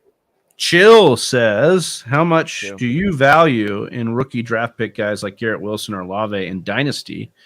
And what's the lowest possible price I could pay for one of them? Probably will send a trade after a bad stretch. I got to take on this. These guys are first round picks. But here's the thing. Before you see these rookies in action in the NFL, they are full question marks. And I'm not going to say you have all of the answers covered after a couple of games, but you get major bits of information after just a few games. You know, there are things you can take to the bank as far as I'm concerned. And Garrett Wilson and Chris Olave are two guys we said were pro-ready right now with high ceilings, and that is undeniable. Is Garrett Wilson going to keep getting, 10 targets more in red zone action? I can't tell you that with Zach Wilson, but I can tell you that when he got the opportunity, he kicked ass. Nick Chubb with a tutty. Is that Chubb or Yeah. It is? Yep. Fuck yeah. Dynasty. Love it. Garrett Wilson and Chris Olave have both shown that these are NFL caliber wide receivers. They're probably wide receiver ones. They're probably good for a really long time. It probably doesn't matter who their quarterbacks are. So with that said, they were first round draft picks already. Now I'm taking another high-end pick just for the confidence that you already have. That might be pushing you at 2 firsts just straight up because they're also super young. You have limited question marks, and they're already a first-round pick just for a gamble. People bust on their first-round picks all the time. Like, you're not going to bust with these guys. You get to remove the bust. So for me, the minimum is 2 firsts. Yeah, I love that. I love that line of thinking because it's like I want to try and not only recoup but those could still both miss. That's how first rounds go, you know. And that's man, like for Olave, real talk. For me, I'm not moving unless I get 3 firsts or like a player in return. Like if I could get some like mid-20s guy who's a good piece on my active roster and still has a little juice down the road, I might not try to squeeze 3 firsts out. But it's really hard for me not to go with it because draft picks don't give you points. Olave and Garrett Wilson are probably going to be giving you points for like 10 years. And people drafted Keyshawn Vaughn in the first round. All right. People drafted Jalen Reagor in the first round. Right. People drafted Darrington Evans in the first round. So like it happens. And if you can get a guarantee and Trey Sermon. Yes. He's not on it. Well, he's on the Eagles, but he wasn't on a team this year, a year after being drafted in the first round of Dynasty leagues. Like that's oh my god. The Bills are already back in the red zone here. After a muff punt. They had a muff punt. I don't know. I was gonna say Steelers, like clearly. That's great. Would you still do Connor if you couldn't get Brian Robinson? No, I liked that deal more when you could get Brian Robinson. That was kind of the swing for me on that one. Played Goff over Lawrence and Carr. Is that okay? We'll see, but I like that deal. I like that play. I think that's the right call. Yeah.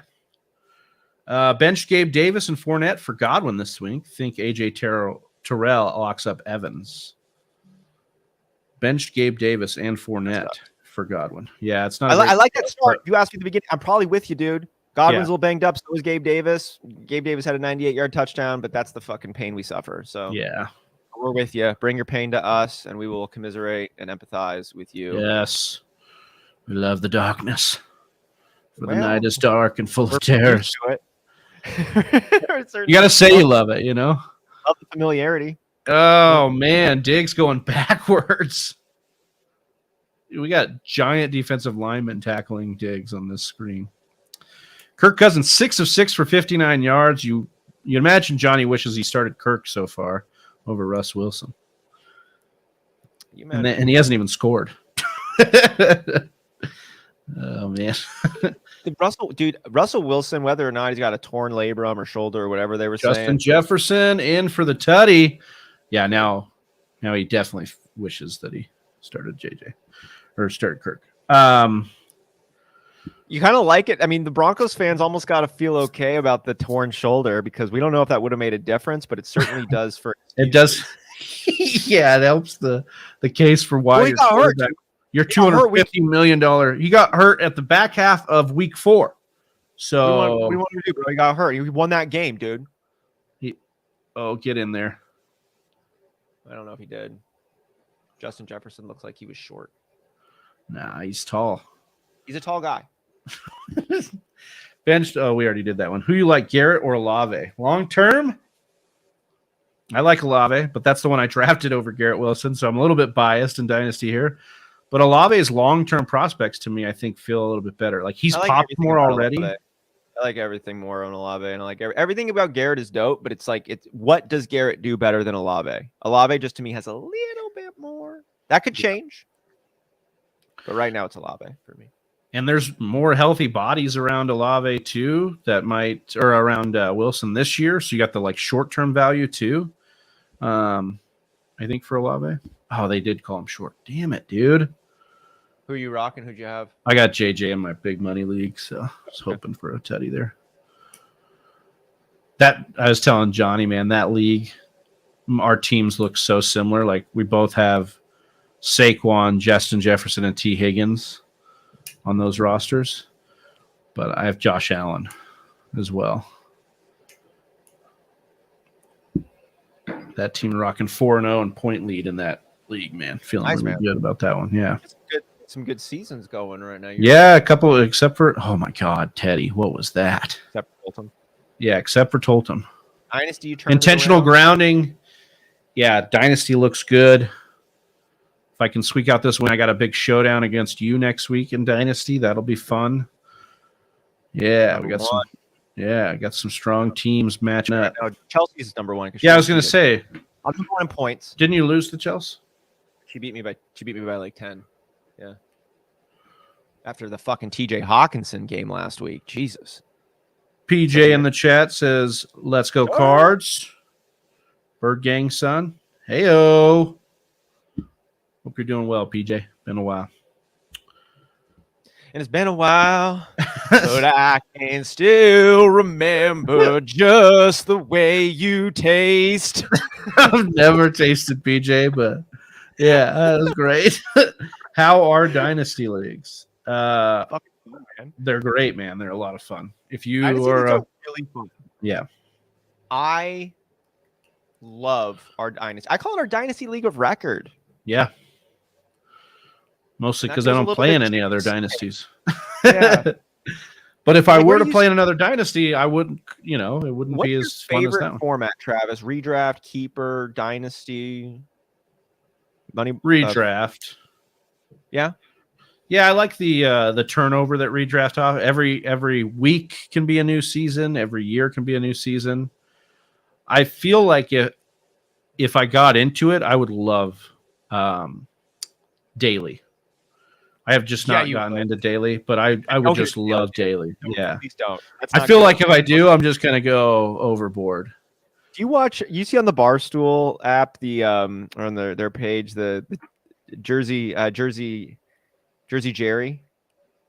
I don't know if I know that guy. Is the signs, like the betting, like the signs. Gotta have the signs. I have watched their show they do. It's like I don't know. It's like their sportsbook show where it's like Barstool Big Cat and Dave and this old school like betting guy, like degenerate gambler, old dude. And they just like, it's a great show. I'll have to send you some clips from it, but it's a fantastic YouTube production that they put on. I mean, they go into the weather with Hannah Cook, who's their like weather girl. It's like just such a fucking fun show. But yeah, I'm afraid of daily. For the degenerate angle, for sure. Yeah, dude, I'd be afraid for you, brother. Let's stick with this one. Yeah, we like Curtis Samuel this week. Bench Mooney for him. Do we like Mooney with a potential re-breakout this year, or should I try to sell? If anybody's going to give you anything for Mooney, you should definitely take it. I have no problem dropping Mooney. Yeah, you just because here's the thing. Like I remember sucking this lesson down years ago, and I put it in my end of season diary. I literally have a fantasy football diary, and I take a lot of notes in it, and this is one of them. And it was being the wide receiver one on a team doesn't make you the wide receiver one. Being the starting running back on a team means you're going to get opportunity, and opportunity for running backs is great. But as Travis likes to say, targets are earned. And like this was Michael Crabtree when he was the one for the Baltimore Ravens, picked up like in the 7th round. I'm like, yeah, Michael Crabtree, he's flashed, he's shown, he's got the number one spot now. Did not net in production. Doesn't work out that way. Richard Sherman was right. Mooney's okay. He's not great. We like to say, too, is a guy good enough to do their own work. Mooney, to me, is not good enough to do his own work. Guys who are good enough to do their own work are players who are quarterback-proof. Your Larry Fitzgeralds, your DeAndre Hopkins, maybe your Chris Olaves. I'm hoping DK Metcalf's in that camp. Certain guys that have gotten it done with different guys, and they're good enough on their own to create massive loads of separation, juke their way to a big gain, something that they can get done even if their quarterback misses them a few times a game. Mooney, I don't think is that guy. He needs a quarterback who can actually pair up with Mooney's like good abilities, and you're just not going to get that from Justin Fields, it looks like. So I'm okay dropping. I agree with that for sure. For sure, and 7 years ago. I drafted Michael Crabtree in the 7th round. Back to this Bills-Steelers game. It looks like they I did not get Pickett action going, huh? Kenny Pickett to his guy, George Pickens, for about a 12, 13, 14-yard gain. Oh, shit, brother. What? I love this update. Geno Smith pass complete. Catch made by DK Metcalf. Gain of 50 yards. Touchdown. Wow. DK off to a great start. Geno, man. Maybe Geno was the play. GS. You picked him up in Tulsa, right? Yeah, he's going to be my backup, depending on what happens with the Tua situation. Let's go DK, dude. Dude, he's doing it. He's doing Donging. That offense, man, is humming. Humming, baby. Oh, we're going to see it right here. Bet you he scores a 50-yard touchdown right here. Bet you $100. It'd be so funny if I took it and then it was just like it was the play before, dude, and incomplete. Oh wow! Yeah. Oh, that was great. That was pretty nice. And good job on Geno to be out of the pocket and make that happen. DK with the shimmy. Feeling good. Poop free. Well, dude, I will tell you. I remember seeing a story about DK just like he just ravages candy, like that's his thing, kind of like the Lamar Odom. Yeah. And then I was thinking about his shit the other day. I'm like, of course, dude. He probably he probably had a bunch of like trolley gummy worms before the game. You know what that's like, dude? Yeah, exactly. 6 poops. So, yeah, I mean, when the sugar poops are the real deal. Yeah. So he's like, he knew himself. He's like, I need the cart. There's no way I'm gonna make it. He had to have a nasty dump, dude.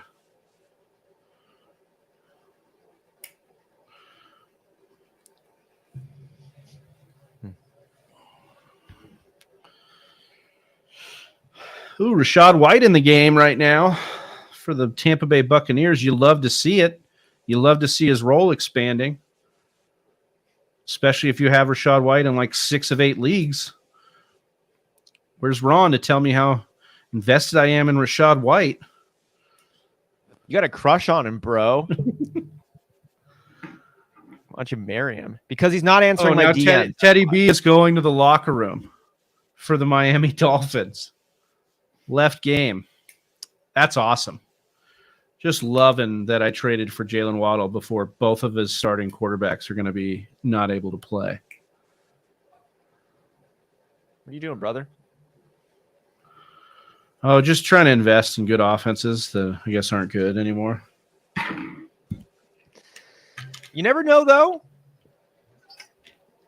Now we get another guy. Maybe this guy. Rachaad White with a dump off. Man.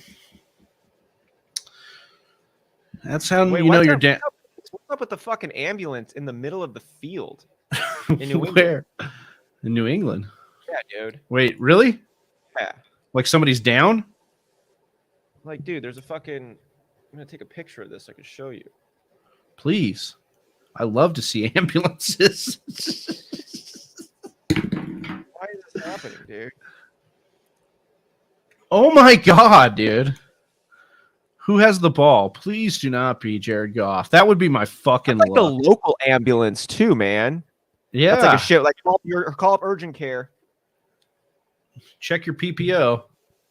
Yeah, right? You in network? They're all fucking network. They're all NFL players. It's when they're not playing that they probably don't have. The NFL is pretty particular about their networks. With Bridgewater going out, thank you for the Stafford shout. Yeah, that's we knew it, bro. Austin, the seer. The seer. Oh, man. That's great. Oh, man. I'll edit my name right We've now. been waiting for you to get a nickname, and now we've got it, dude. You've been seeing these injuries ahead of time. Pickett in the red zone for the Steelers. Pickett. Oh, Deontay with a hell of a catch. See, that's the thing that Pickett gives you. Pickett gives you a chance. Mitch Trubisky was not thrown to the boundary like this, where it's like only the receiver can get it, and you got great receivers. So just like, oh, that's out of bounds. I think the second foot came down right at the line. So he's got catch here, right? Boom, 1 out. Yeah. Do you think that there's something in Miami causing their quarterbacks to get touchdowns, or has it just been unlucky? Like, do you think the air moisture to get hurt? Yeah. No, I don't. I think that No. yeah. I think it's a bad string of luck for a team that I think may have had some good string of luck in the first part of the year. It's like three freaking games, 3 freaking concussions for their starting quarterback. That's some really that permutation is low, dude. Is it a concussion for Teddy? Is that what they said? I don't know. It just says on the sleeper app, which we know are super reliable. Yeah, did you see the update about the investigation closing? Oh, well, then he's probably got a concussion. Yeah, the investigation closed yesterday, and there was a joint statement released that protocols were followed, which looks really weird because you fired the neurologist, the independent neurologist, before closing the investigation. And now after the investigation, the NFL and the NFLPA released a joint statement saying they agree that the protocols were followed, but that they need to be updated. That's a nice way to thread it. Yeah. So and they fired the guy who followed the protocols. So what's going to happen with this guy that got fired? Like you just tell this guy to fuck off? Gonna Reichwell Armstead him, coming back strong. Oh, this is the guy on. Dude, those New England red jerseys I think are really nice. It's like I like them red. too. Yeah, a vintage red is kind of hard to make happen, but that's a vintage ass red. I mean, look at how bright it is on the screen in every spot that it's in. Look at the serif font for Patriots they got in the end zone. I like the branding. That's cool. It's like the first time in over a decade they said they wore these, so wow, they were busting them out. Yeah. I like it a lot. Pat the Patriot on the helmet. Pat the Patriot. Yeah. You can hold this one down for a second, man. You got it. Man. Too much last night. Oh yeah, here we go. Pulling a DK Metcalf. Get the cart, Chelsea. Get the cart. Yeah, we've all been there with the dumps. Okay, so they've still got the ambulance on the field here for this play. What's going on? Who is down? Oh, is this his family? Oh, man, that's never a good look. They're bringing his dad out, it looks like, onto the field. I don't know who is down here.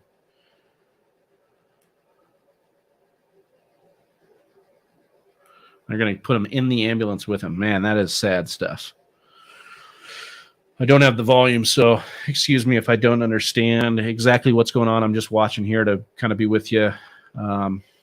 Here, Whisper Nation. Cleveland up 7-0 on the Chargers as they drive into the red zone here. If you guys got some players going, popping off, or that are underperforming, let us know in the chat. Love to root for these guys with you. Try and see them happen. We will be with you till the first game goes to halftime, and we'll be hopping off to try and enjoy it ourselves. But so far, exciting stuff out of Gabe Davis. Nick Chubb, some good pops to start the game or start the afternoon or morning.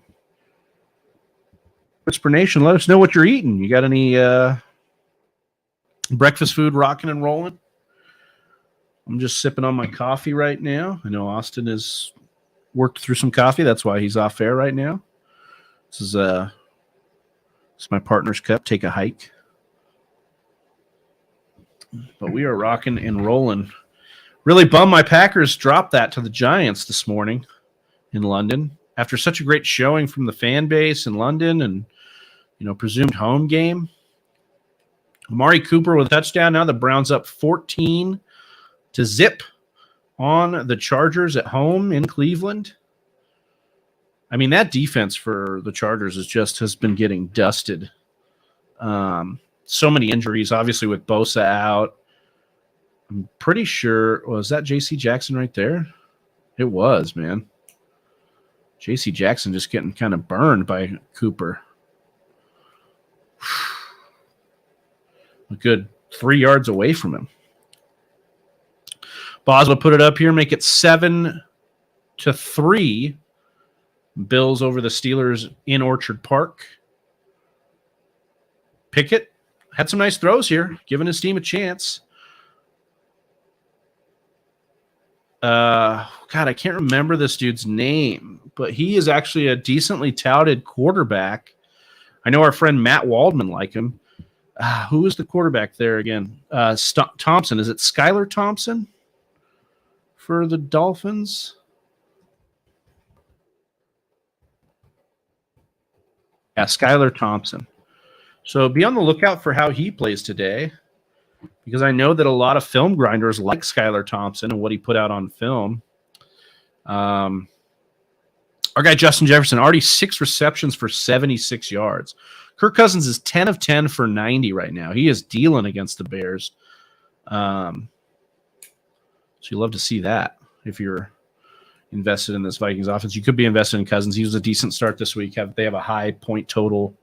They're at home against a struggling Bears team.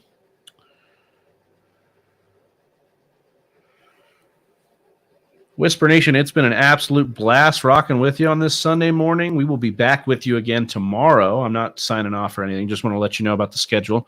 We got the Monday night game, Chiefs and Raiders. Should be a good one. Should be a high-scoring affair. We know the Chiefs will put points up. We know the Raiders will need to keep pace with them. Typically, that's what we would think. I've seen a lot of Madison in this game, and we just saw him here. Dalvin Cook with the shoulder. I haven't seen him leave the game. Maybe it's just a load management thing, but definitely we're seeing a lot more of Madison here as the Vikings cross into the Bears' 35-yard line. Kirk Cousins still perfect, 11 of 11 on the day. So Madison getting the take here, getting about 7 yards on that carry. Looking good, looking decisive. All right, we've got Ryan Tannehill here up against the Washington front, giving it to Derrick Henry, who spins his way for about 4 yards. He's now got 7 yards on 4 rushes against the Washington Commanders. The Commandos. Adam Thielen off the field on his knees on the sideline. Don't know if he's just taking a breather or what. Josh Allen scrambling against the Steelers here.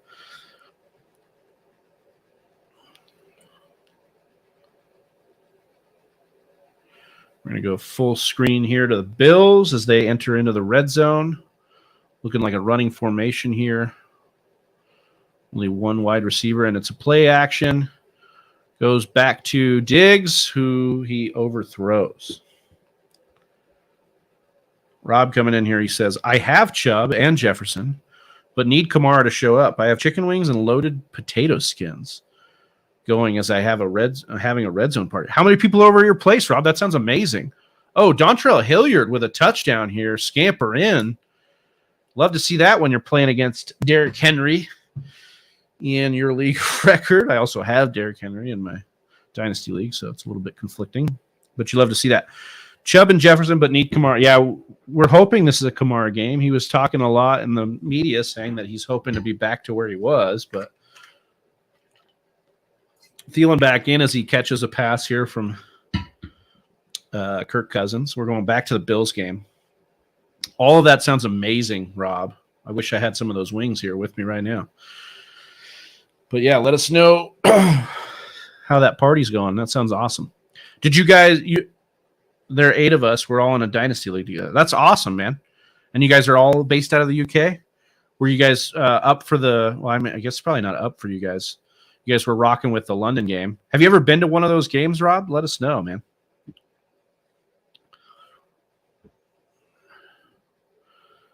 Okay. Bills here sending 85 in motion. I don't know who that is. We've got Josh Allen to the end zone. Nobody there. Looks like a field goal could be coming there. Oh, 2 of them were at the stadium. We're all from London. That's awesome. Love to see it. We got the Lions in the red zone. No. Oh, my God. Jared Goff with a fucking pick, dude. He knew he shouldn't have thrown that. He, double cocked it. Hesitated. Oh, it's terrible. All right, let's see here.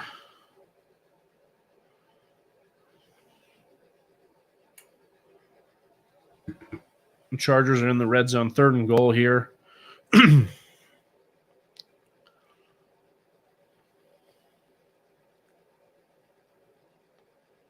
Eckler ripped off a massive run to put them down here. Looks like he just barely got caught from behind here at the 5-4 yard line. Whew. That's it set up now. They have 3rd and goal. Let's see. So I've been to 4 so far, says Rob. 3 at Wembley and 1 at the Tottenham ground. That's awesome, man. Bucks, I think, are getting the Mexico game or the Germany game. So you'll be excited for that. Oh, what happened? Oh, that's the Chargers here.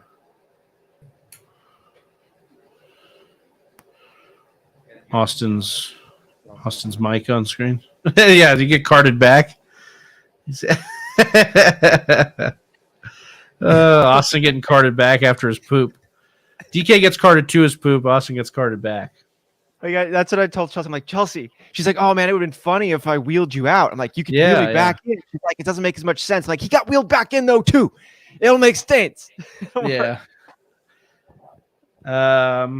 My brother-in-law is a massive Packers fan and is heading to Lambeau next week for the next Sunday's game. Yeah, that's awesome. Hopefully we play better at our actual home than our second home. Monday. Oh, my God. What crap was that, dude? That was horrible. So we've got Trevor Lawrence overthrowing Zay Jones, I believe that was. Kirk Cousins still perfect, 13 of 13 for 124 yards. Did you get that touchdown? He did not. It ended up being a running touchdown. Oh, my God. They tried to pull Brees Hall's head off. Jesus Christ. Ew. Rip his head off. You get a kink in your neck. So I'm interested to see what happens in Miami because Skylar Thompson, who is now in at quarterback for the Miami Dolphins, was a Matt Waldman favorite. A couple other guys at PFF like him. Like the film grinders are really in on this 3rd-string quarterback. So I'm interested to see how it plays out because if they're going to have issues with Teddy and Tua for a bit, we'll see what happens with kind of this under-the-radar guy. Both he and Bailey Zappi, 3rd-string quarterbacks that are kind of rising up given situations. Jared Goff with first of all, it was a great play for the defender, but he got picked off right while you're pooping. It was depressing for me. Yeah. He double cocked, he's like, oh, I shouldn't throw this. Ah, fuck it. I hate that. It's like you knew you shouldn't have thrown this. And it was like a boundary throw where you presume only that guy could get it, but the defender made a great play, tapped his heels back in. Yeah. And Any other big plays? Austin Eckler ripped off like a 60-yard run, 70-yard run. It made it down to the 5. That's what set the Chargers up for, I think, was a field goal just now. I just saw Ramondre Stevenson rush for 50 yards. Well, there you go. Play there. Saw ETN's had some plays. Saw Rashad Penny had a 35-yard chunker. Curtis Samuel actually getting involved, and Garrett Wilson, who I started over him. Garrett Wilson. The Jets have been weird right now. I'm looking at 2-0. Jets over the Dolphins right now. Yeah.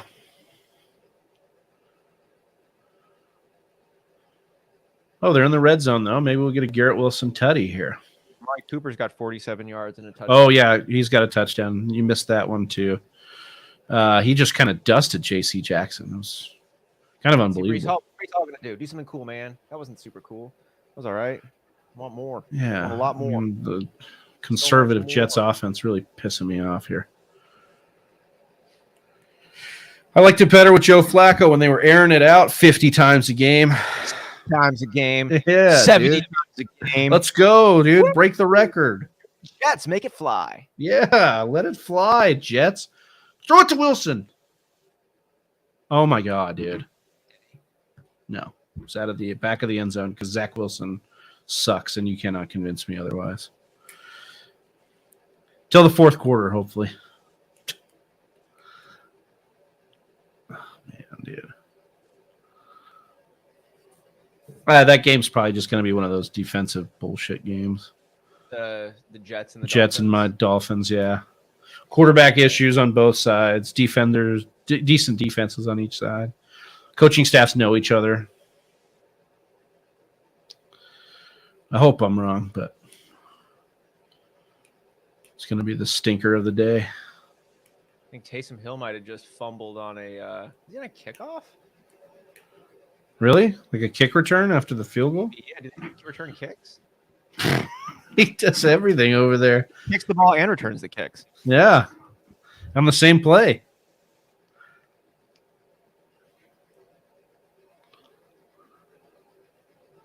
Washington basically fumbling in the red zone here.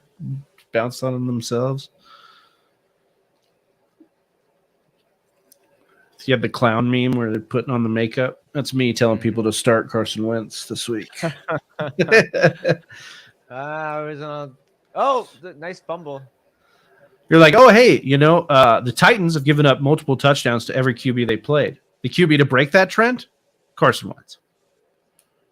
It's still early, but, I mean, that would make total sense. Also, the long snapper here, his name is C. Cheeseman. That's fun. Yeah. Bailey Zappi and Pat the Patriots. Ramondre with a nice fucking hit. He laid the wood here on a defender. So it was a defender, I think, for the Lions that ended up going in that. That's another thing you missed in that ambulance. They brought his dad down from the stands to ride in the ambulance with him. Holy shit. Yeah. Holy shit is right. Like, they don't normally do that for like high ankle sprains.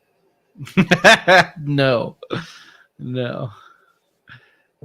don't think I've ever seen an injury call for the parents to join the ambulance. No. We've seen a lot of crazy shit this year, just reminding us how violent this game is. No doubt. And there's Damian Harris coming in after all the work Ramondre did on this drive. This is the run right here they're showing. A little 50-yard scamper. This is a nice run. Ooh, keep those legs churning, big boy. Ramondre just has the it factor. I mean, that's the thing with Ramondre. You look at him, you're like, he's great. I mean, maybe not great, but he's really good. He's got that pop. Dirty pop. Damien Harris with the carry here. And the Lions defense, which has never been stout in a game this year, stopping on second down. I want to see the Lions win this game so bad. Yeah. I thought about taking the Lions as like an underdog parlay. The Lions and the Raiders. I didn't really think too much into it, but those two would have been the ones I would have gone with. Maybe even the Jets as like some like a pure underdog.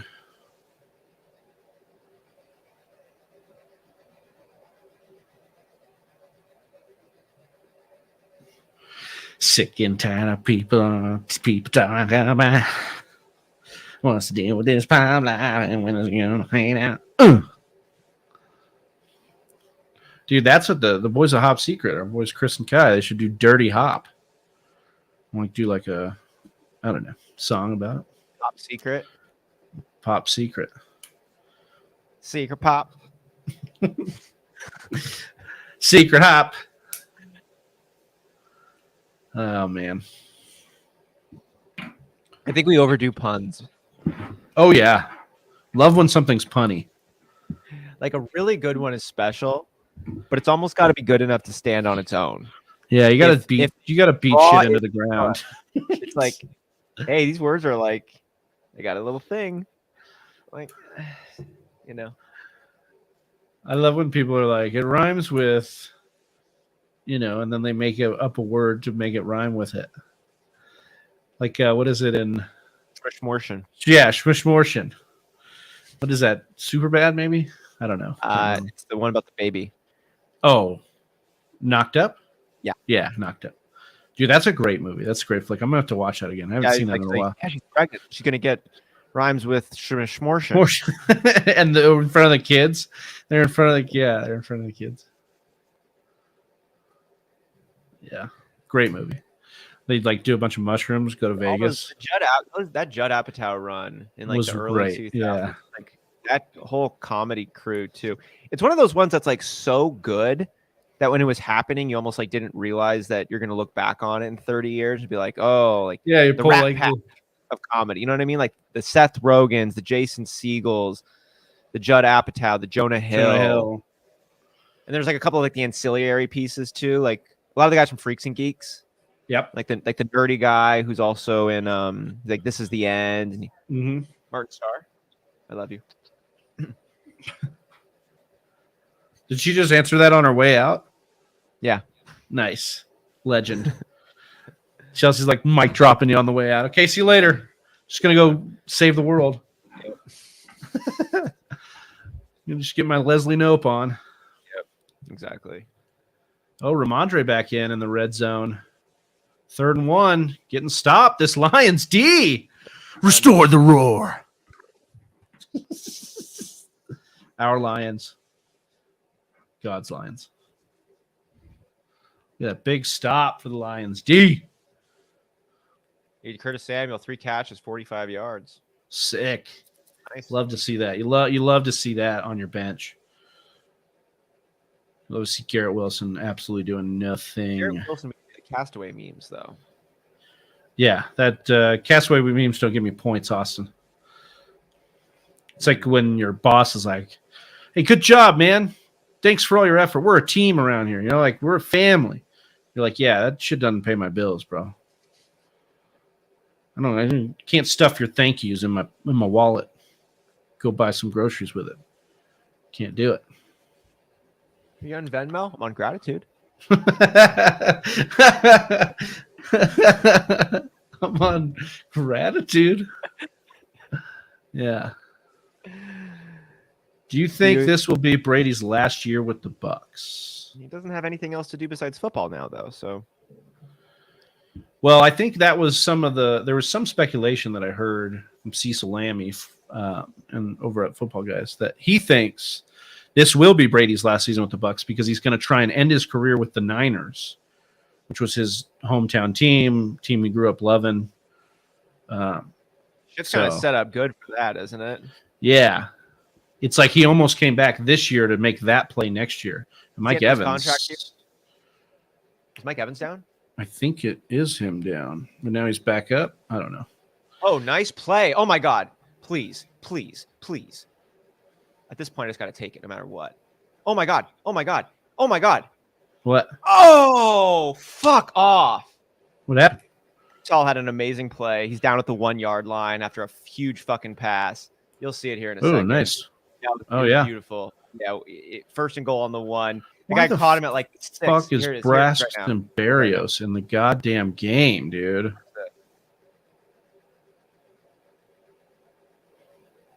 Look at Breece Hall. Oh yeah, just spin. He's like, dude, you can't even stop me, dude. Oh, he was so close, dude. That second guy, dude, he was fucking playing hopscotch at the end there. While the like that guy was barely like trying, and he's just like, nah, you can't have this. Don't take him out. Keep him in the game. Don't spell him. He's fine. He's young. I sound like a fucking boomer now. He rubs the dirt on him, Yeah, you do. Leonard Fournette going backwards. Love to see that. Get Rashad White on the field. Nice. Dude, I can't believe I got a tight end started today. Not just any tight end. David Njoku. Dude, that was a 79-yard catch. It was amazing. Looking good on our Breece Hall takes. Yeah. For this morning. Oh, what's up with Fournette? He's fine. I think you got to sit this year out, Fournette. Come on. It's a bad play. Sit this year out. Go join Brady and Sam. Yeah. Sit this year out, Fournette. Turn it over. Turn the keys over. Oh, we got to watch Kamara have the best run of the season for himself, like 6 yards. He'll take it. Hey, there we go. Red zone. That's nice. Jesus, dude. Hey, but I got a little bit of uptick, man. Travis Etienne, 3 carries, 52 yards. 1 catch, 20 yards. Damn, I bet Alex is just like looking at that, tilting so hard. He's not looking at it. Though, not a bad day either. Yeah, but I mean. And Njoku with 0. Without a target. Oh, Taysom Hill in the red zone from the Wildcat. Oh, yeah, going to score. That's stupid shit. Should have started Taysom Hill instead of all these other fucking bonards we suggested.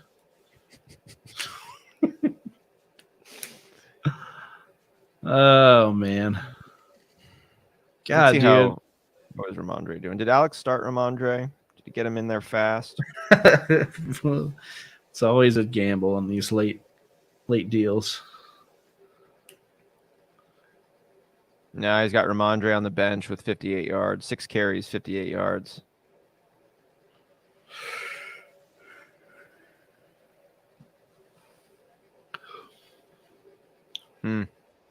First and 20 for the Bucks here, right outside the red zone, 22-yard line, looks like. Cameron Brate, no Scotty Miller, the other white guy. Brate is out with a concussion. All right, Jets at the first and goal on the 1 here. The ball to Brees. No Garrett Wilson in the game. Why the fuck did I listen to anybody and start Garrett Wilson? Because I'm an idiot. Oh, they could have called Michael Carter. Lame. Oh, of course, when I benched Michael Carter. No, I benched Akers. I started Carter in the listener league. Nice. Benched Akers. Okay, we'll take it. Hall deserved the touchdown, but as we know, and I honestly kind of like it though, because look, they got him in motion on it. They're like, we know the defense is looking at him. And dude, there's no joke about who Brees Hall is now. Like you're that far with him now. Yeah, Brees Hall has got to be. He's going to be on that RB2. Like, you have to start him every week now.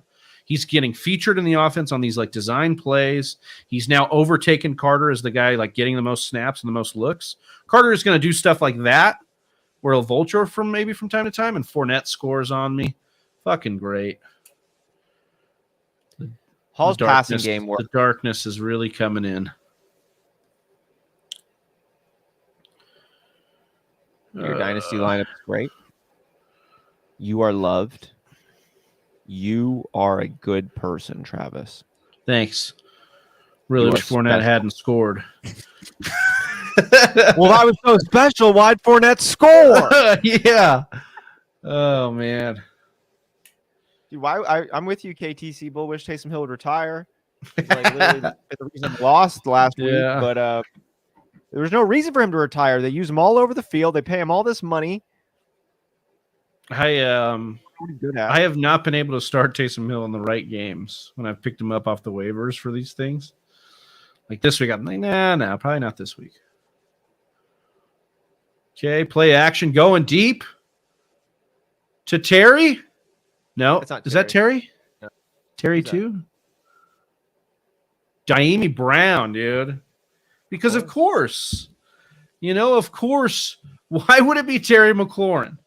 Wentz hates McLaurin. Wentz is pulling like a Baker Mayfield to DJ Moore right now. He just might not have Carson Wentz might not be good enough to execute a game plan. He just might always be having to take what he can get. It's always the YOLO balls. Yeah. Yes, exactly. Oh, Justin Jefferson passes it back to Madison or Cook. So is that going to be receiving yards, Austin? If he passed it back, or is that going to be passing yards for Justin Jefferson? Did he pass forward or backward? It was kind of like sideways, but forward. If the ball angle wise went forward, it will be passing. If it wasn't backwards, I don't think. Kirk Cousins, 16 of 16. Wow. Still dealing. Oh, and Allen with a pick going towards Gabe Davis. Man. I'm excited to see what these Kenny Pickett Steelers could do. Dude, they have a murderer's row of matchups. They play like Pittsburgh, Tampa Bay. Or they are Pittsburgh. They play Buffalo, Tampa Bay. I think there's a couple other ones that are in there that are really tough. Sigmund Bloom was making the joke, like it's like South Park. Every week we're going to be like, oh my God, they killed Kenny. Kenny Pickett.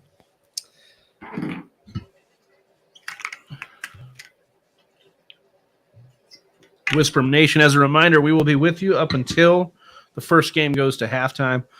But we will be back with you tomorrow night. We've got the Chiefs squaring off against the Raiders in a divisional, maybe shootout. Should be a lot of points scored in that game. So that'll be a fun one, hopefully. We've been hitting a bad run of these primetime Island games. We'll see if this one can kind of come through for us. But it's always been fun rocking with Whisper Nation and with my guy Austin here. Kirk Cousins he is perfect still, 16 of 16. 3rd and goal here for the Vikings. Little touch pass to number 5. Don't know who that is. Jalen Reagor. Jalen Reagor's a Viking? Yeah, they traded the Vikings traded for him. Because they got their guys. Yeah. Jalen Reagor taken right before Justin Jefferson. Right, exactly. Minnesota Vikings front office like scoffing at that in delight. Yep. Ooh, Brett Johnson messaged me. Team looking good. My opponent feeling now he's coming in. Now he's coming in with the love, huh? Don't just give it a while. Don't even respond because it'll definitely turn into like my team fucking sucks. Hall and Metcalf helping a lot, along with defense. I knew not to start Goff, and I let people fucking talk me into it again, dude. This fucking team. Goff is a trapdoor. He's always been a trapdoor. I should have fucking listened to the gut here. Who else would you have started? Well, maybe Teddy B. That would have been sucked. Gino, though, at this point. Would you have? Who would you have honestly started before this? Jameis was the play I wanted to start, but he didn't go because their team total was really high. I wouldn't have started Andy Dalton though. Here's a real world, bro, where your McDaniel love would encourage you to get Teddy Bridgewater in there over Goff, and you'd be very, very bummed. So yeah, Goff could still come back on this. This team can score points. So. They can put him up quick. I hope he does. He needs to. I didn't play him on Raw in Dynasty. Kept him on the bench. No, you did? Worried about that ankle? Yeah. I think he's fucking gutting it, like you said. I hate it. Yeah, that's not trying to prove to his dad that he's injury proof. That he's not Kevin Durant. Yeah, dude. We're talking, Travis, we talked about the cognitive biases we have the other day, and I said when I think that I got a window into somebody's like real internal dialogue, I lean on that hard. And this Amon-Ra St. Brown trying to gut it out, maybe make a little point to himself and to his family. I don't think that's an unfair point. Yeah. And so it's just like, okay, fine. So he's going to prove he's tough. Awesome. Is that going to get me fantasy points? No. Oh, my God, dude. Got to pass a Waddle. Hey. We'd love to see it. Something. Let's go. Gino. 3rd and 2 here. Dropping back. And sack lunch. Yeah. Let's see here. Hack it with Penny. Let's don't overthink this, guys. Yeah. Jalen Waddle catching that off the tip. Nice little play there by the Waddlemeister. Waddle.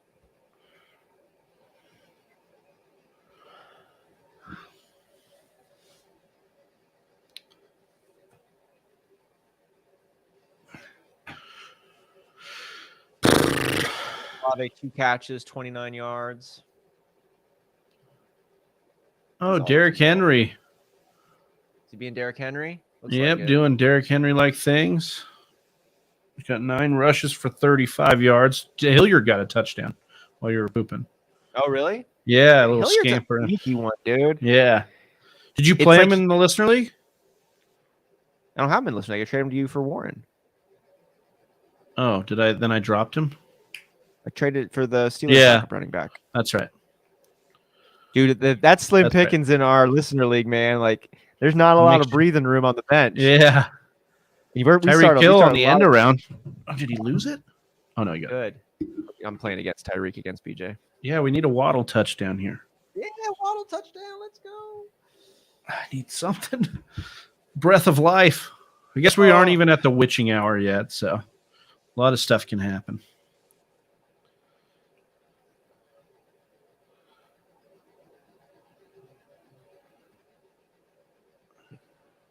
I'm going to an LAFC game today, Travis. Oh, nice.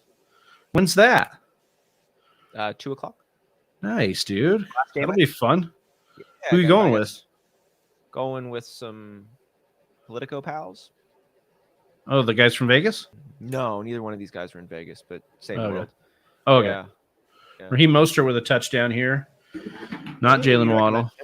Yes. Whisper Nation scoring in on Mostert there.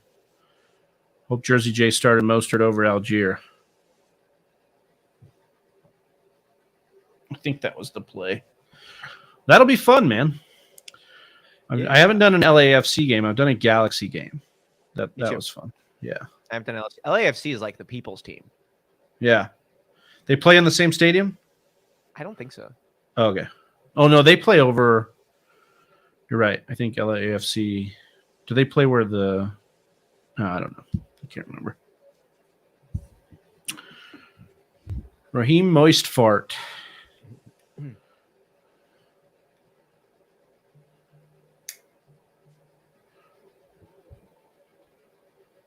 Gabe Davis do something else? Or is that you? No, you're not. You're Tracy Rappaport. Yeah.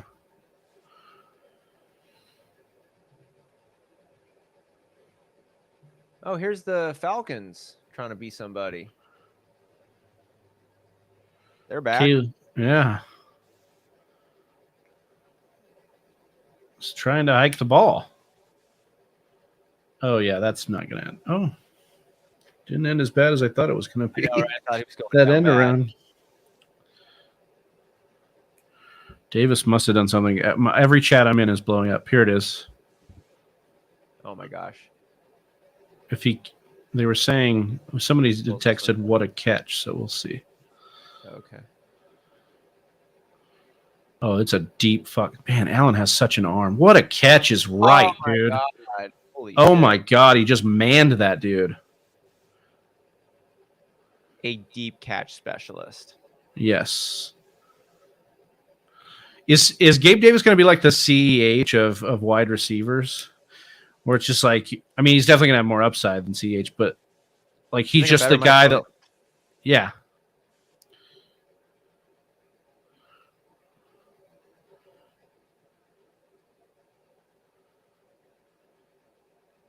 Wow.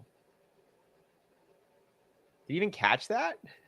Oh, yeah, he did. He pulled it away at the end. Almost like it was ridiculous. That was wild. Let's see here. My listener league team now projected for 190. Ooh, that's nice. 30 out of Gabe Davis on 2 catches, Austin. Oh, yeah. 2 catches. Like, that is what we're talking about right now.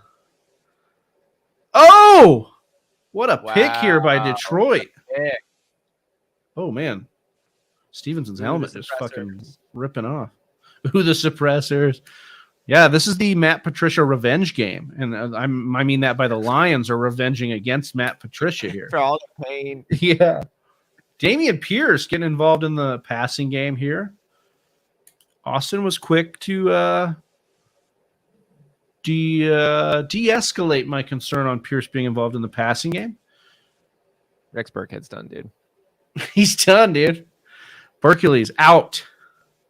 Lovie Smith took a licking, and he is moved into a different vortex place into the space-time continuum. As Pierce comes off the field for Rex Burkhead right now. No, I'm just kidding. He's just tired. I'm back. He literally is back there, dude, as he motions out wide. Dude, I watch him make some fucking magic happen. It's a typical Burks. It's a typical Burks head moment, dude. It's his time to shine right here. Oh, good thing there's a timeout, dude.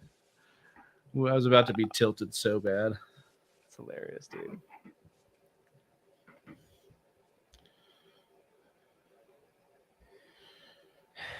All right, let's see here.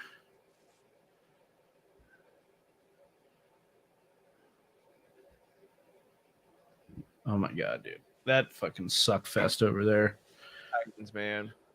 Oh, I'm feeling better about the Wentz suggested start. He had that deep touchdown, so that'll be. Wentz does, man. If he gets one more, I think I'll feel good about where we suggested, because he was coming in as ECR QB 18, I think, or 15, something like that. And for the starts, you know, I'm trying to live within the realm of them outproducing their ranking. That's it. They outproduce where they're ranked. I feel good about it.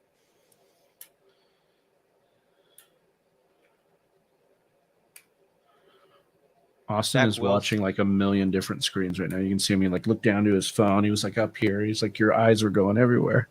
Following your eyes gave me like epilepsy. Conklin, a really clever play, I thought, by the New York Jets. Fake sweep to Hall. Zach Wilson showed you some of that athleticism. Oh, okay. That got the Jets moved around, got the Miami defender to fall down, stumble a little bit. Deep throw. Conklin tried to make a really impressive play. It wasn't going to happen, but it showed some of the ability of Zach Wilson. It showed some of the athleticism of Conklin. This is two possessions in a row now. I've seen the Chargers score with Josh Kelly, and now Josh Kelly getting run. Have we seen any update on Eckler, or is this just maybe a spell?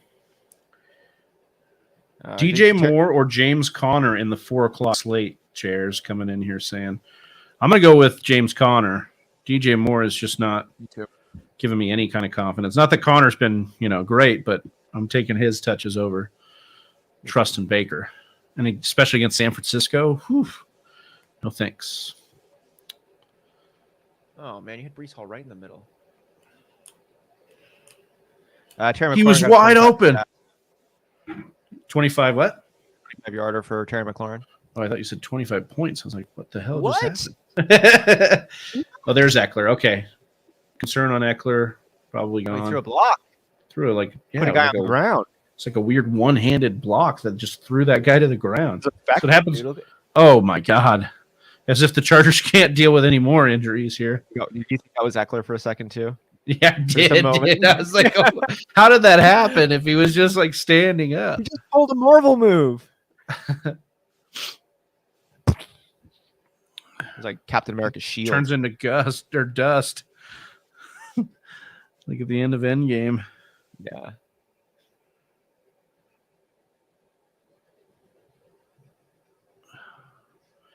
Gabe Davis absolutely going ballistic on 2 catches. 2 catches. It's so Gabe Davis, man. We're starting to get it. We're starting to pinpoint what Gabe Davis is about. That's Gabe Davis. It's like, bro, he's projected right now to have 41 points in our PPR. That's the algorithm being like, if he's got 30 this fast, then he's going to get this much more. 2 catches for 160 yards, Austin. That's some Randy Moss shit. Like 160 yards on 2 catches. Do you know how ridiculous that is? Well, because the one was 99, but like still, Jesus. That is so Gabe Davis. I feel like that's just like a catchphrase now, like at the end of a jingle. That's so Raven, like the Disney Channel. Like that's so Gabe Davis. That Gabe Davis, he's just like so Gabe Davis. Oh my God. The Seahawks just pulled some like really dumb shit. Really? Like a fake punt where the punter was like, it was like his controller died. He was like running around, like he was like he had the ball out like he was gonna kick it, and then he couldn't get out of that mode, and he was like trying to beat the defenders in this punt position, and then he got tackled and fumbled, and it was on 4th and 7 deep in their own end zone. He's getting like hit on the 12-yard line. Like backed up. It was really weird, dude. Now I just hope this sets up a Kamara touchdown.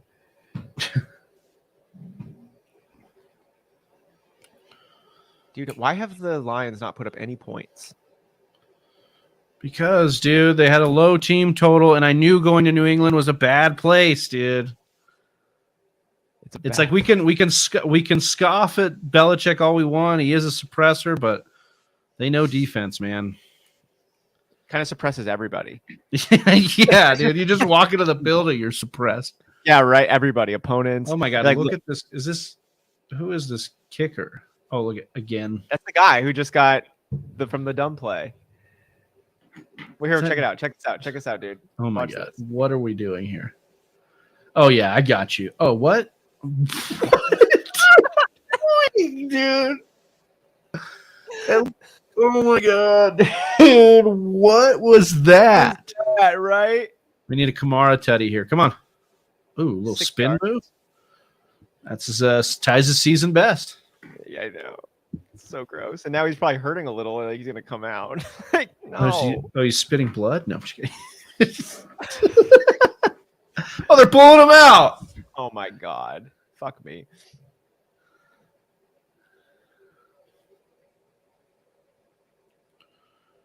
Brady here on the side. What's that? Kyle Rudolph, maybe. Taysom Hill again. They took out Kamara for Taysom Hill. Yeah, so you can do this bullshit again. Oh my God. Oh my God.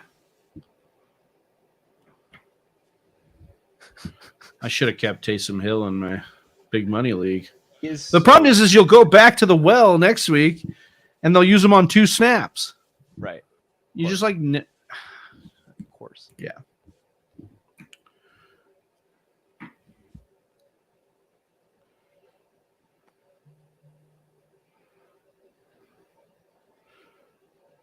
I think the Falcons Buccaneers is under the 2-minute warning, but we are gearing up here, getting close to saying goodbye. I hate when these ads play loud in my ear when I'm on another site, dude. Rob Shorter says, I hate Hill. Yeah, almost as much ads or Hill. Which one do we hate more? Probably the ads. Austin Eckler with a tutty. Receiving touchdown here. Jets picked off Who was? The Dolphins. Jets picked off the Dolphins. Sauce Gardner. First career interception. Dude, the Jets are fun, man. They've just got so many pieces. Sauce Gardner, Garrett Wilson, Breece Hall, Michael Carter, Zach Wilson is the tier 3 guy. But I mean, is Garrett Wilson a piece? I don't even know if he exists right now. Sauce Gardner looks really real. Jared Goff has negative points. Oh, God. 47 yards and an interception. And it's about to be halftime in that game. Fucking sick, dude. The Patriots score? Who just scored for them? Oh, my God, dude. And you fumbled? Yeah. That's awesome. Who just scored here? The defense. Oh. Jared Goff fumbled the ball. Okay. What up, Calvin? Diggs with a touchdown. touchdown. Oh, my God, dude. Josh Allen raking. What's up, bro, Cal? How are you, buddy? What's up?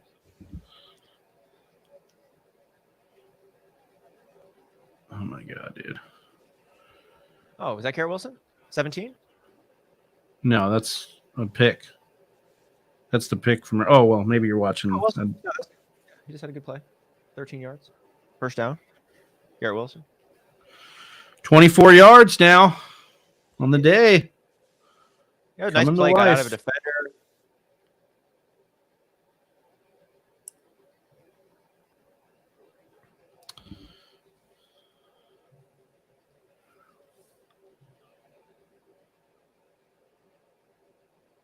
Really checking out these Jets. Jets. Jets. 8-yard run. Pretty good. A little hesitation move.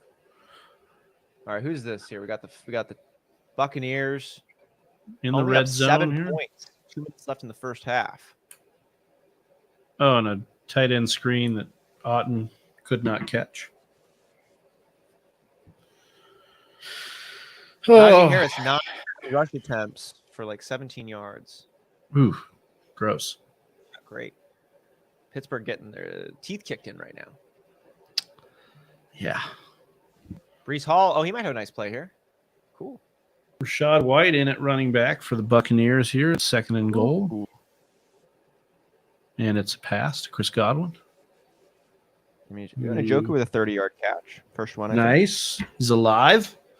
Alive. That's 3 more points than I would have had if I didn't make the trade.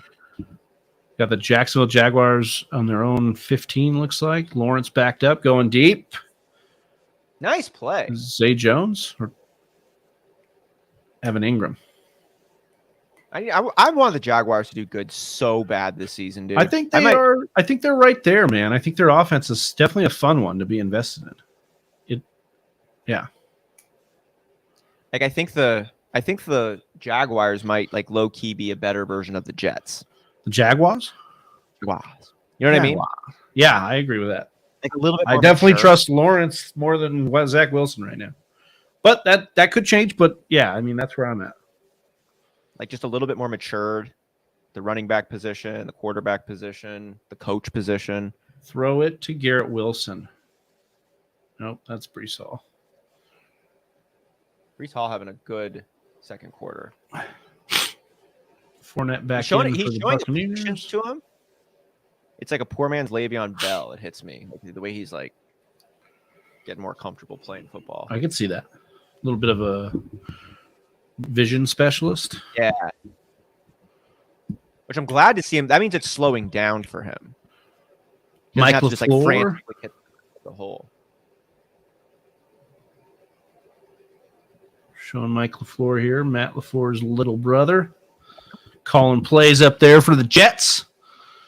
And here's a run by Michael Carter. Stop running with Michael Carter. Start throwing to Garrett Wilson. You start Michael Carter anywhere? Listener League. Okay. It's 4 you could have Michael Carter toss to Garrett Wilson. How cool would that'd be fun. Michael Carter toss to Breece Hall would be fun. We got here the Browns in scoring this. Justin Fields doing Justin Fields stuff. Brisket down. Really? Buccaneers. Well, I mean, he's a backup. He just kind of got knocked down. Sorry. No. I like what Brissett's been doing. Direct snap to Breece Hall that I wish he was go anywhere. You wish it was or that he was Taysom Hill. She was like, yeah, like he scored. Yeah. Third and goal. Seems like a perfect time to pass the fucking ball to Garrett Wilson. Dave Montgomery with a touchdown. Really nice run, too. Montgomery with a touchdown? Yep. Ooh, nice. That means he's okay. At least for that play, yeah. He looked good. I mean, like his knee's okay. He's been out for 2 weeks. Ankle. Whatever. Yeah, I mean, just because you ran in for a touchdown, though, my point is, like, just because you run in for a touchdown doesn't mean you're okay. But that was a good run. Oh, did Wilson get in? Nice run for Zach Wilson. Robbing us of our Jets players' touchdowns. Gino with a big scramble play. Gino was the play. Gino looks like he's got a nice floor the rest of the season. Yeah. It just looks like they look like they're playing like competent football. And he's got good weapons. And a little rushing ability. Yeah. He's basically Josh Allen. I mean, a lot is lining up to a similar... God damn these ads. Sorry, I can't hear myself think right now. He's a lot of the logic that we put into like Tua, you could make for Gino. Like 2 really good wide receivers, an offense that seems to be a little bit more creative than we thought. And so I'm in on Gino kind of rest of season outlook.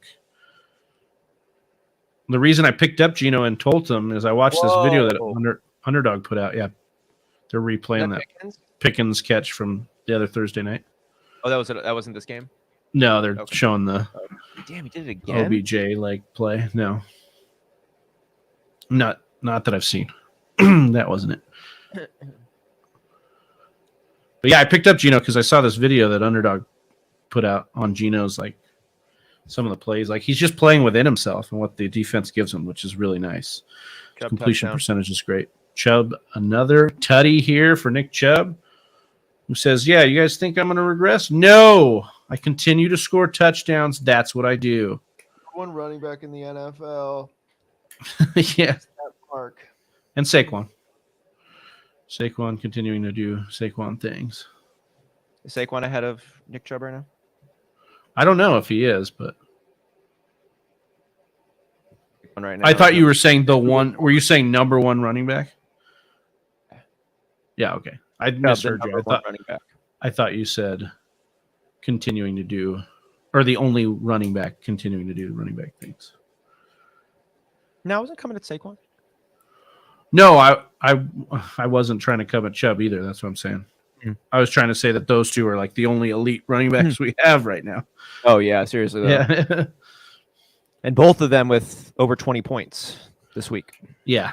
Saquon coming back from the dead to score today. Like, I thought we were seeing a lot of Matt Breida and who's the other? Gary Brightwell that scored for them. Weird. Dude, Nick Chubb right now is averaging 5.67 yards per carry, which in a career, he has never had a season below 5 yards per carry. Yeah, in so far 4 completed seasons under 5 yards per carry. Right now he's at 5.67, and that's not factoring in today where he's currently at 10.56 yards per carry, 9 carries for 95 yards. Jesus. Look at this catch by Mooney. Wow. Yeah, it was a really, really nice catch. Go cut him. But I mean, you probably could. But you'd love to see that, especially been holding on to him. Pickett with a little run, scampered, dumped down to Pat Freiermuth. Fake slide. Pickett, 12 for 18, 116 yards. That's not bad, though. I haven't gotten a chance to really watch Pickett intimately, but... Intimately. Pickens, 4 catches, 63 yards. We're in the first half. That's pretty nice.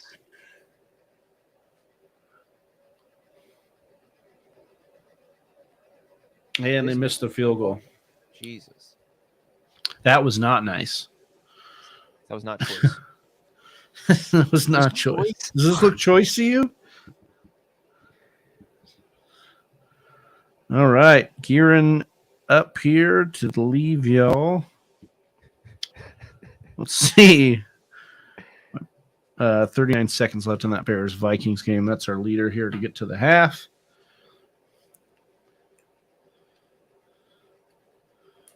I'm going to need to spend time sitting down in the shower crying about Jared Goff. Well, let's hope for a better second half. That game script is absolutely god-awful. That was the risk. We'll see if he can salvage it with a touchdown or two in the second half. Unreal.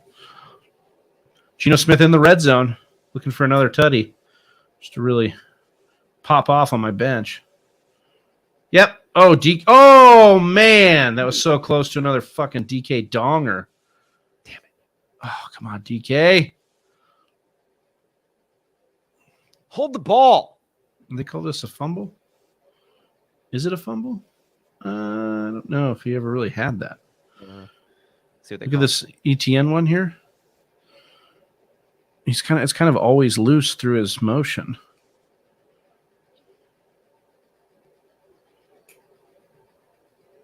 What do you think, Austin? You got the. I don't think he had it. There was quite a bit of. It was like this weird, the whole time. Yeah, I think so too. Got it. Incomplete. You know, when you see some people they almost catch it. And it's like it goes on for a really long time. Yeah, dude. Way longer than it should. It's like a bit. Like you can make an SNL bit where he just continues to do it. It's like been a year. Yeah. That's what it kind of looked like to me. I feel like I had so many of those plays playing recess football, plays like that. You're just so stoked. In my case, you're so stoked the ball's coming your way. So then you have the concentration issues. Oh my god, I'm gonna talk about this play till to my grandkids if I make it.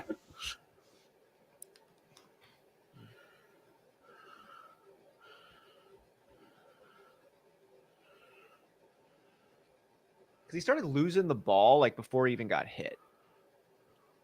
Yeah. Oh, Khalil Shakur with a first down and more. Ooh. You started? Yeah, in Listener League. That makes his day kind of right there. So because you get the first down, you get the catch. That wasn't his only catch. No, nice. he's I saw him before. I was like, ooh, good. I'm taking my DK shit. I was like, nice. Nice.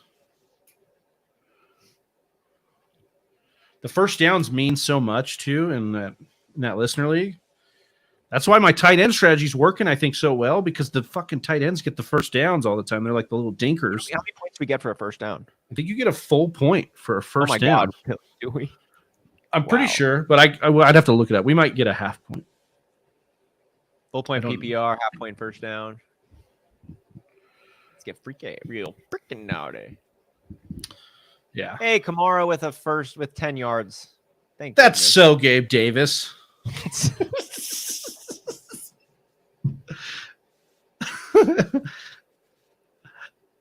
Oh, let's see here.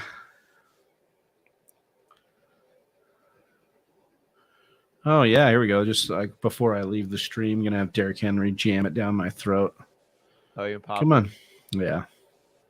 Come on, Turdlock. Do it. So conflicted. Yeah. Oh my 14-yard run. Kamara setting personal records this season. For the season. Not for his life. He's been really good.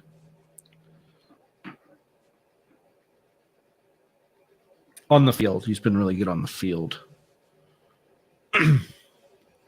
Yeah, bro, you endorsing random violence?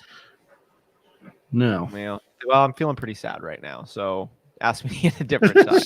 Yeah, depends on, like, if it's random, no. No. Oh, yeah, Patriots driving. This game isn't at half yet? Jesus.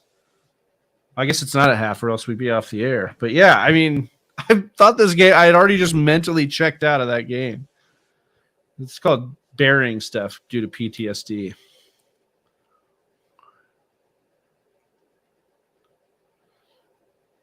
Okay, Tannehill here. I did look at Tannehill. I don't think he's going to. Oh, my God, no. Oh, he's short. He's short. Okay. All right. But now don't throw it to him here. Don't throw it to him. Touchdown, right? Yeah, that'd be nice. Yeah. Yeah, he's short. They did call it incomplete for ETN, which is the right call. Jacksonville kicks a field goal, and this one is an absolutely not 6-6. It's just a fucking barn burner there in Jacksonville. Oh, there's a flag. What are they going to call it? 3rd and goal. Tennessee calls a timeout. We might see some action here right before the half, before we sign off. All right, defensive penalty decline. That field goal will be good. 6-6 going into. Dude, nobody has a better beard in football right now than Lovie Smith. Yeah, sexy. It looks amazing. That's so Gabe Davis. Oh, that was good. That might have been the best Gabe. That was the most Gabe Davis of all the Gabe Davises. Oh, here we go. 53-yarder for Greg Joseph in the listener league for me. Did he make it? No, he didn't. Terrible. I should drop him immediately. In the middle of the game.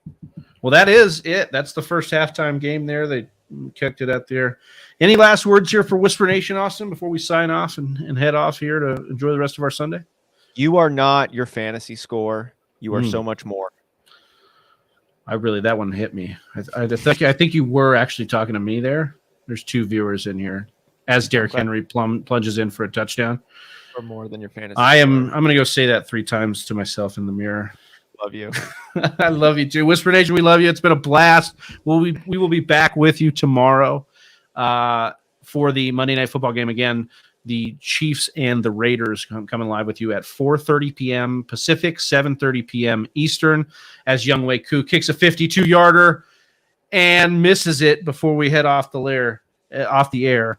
Rob Shorter says, good luck with the rest of the day's scores, boys. Good luck to you, Rob, in that red zone party you're having over there in London. We appreciate you for watching. Whisper Nation for Austin Sear, for Donnie and Johnny, who are not on the broadcast with us today, but we love them.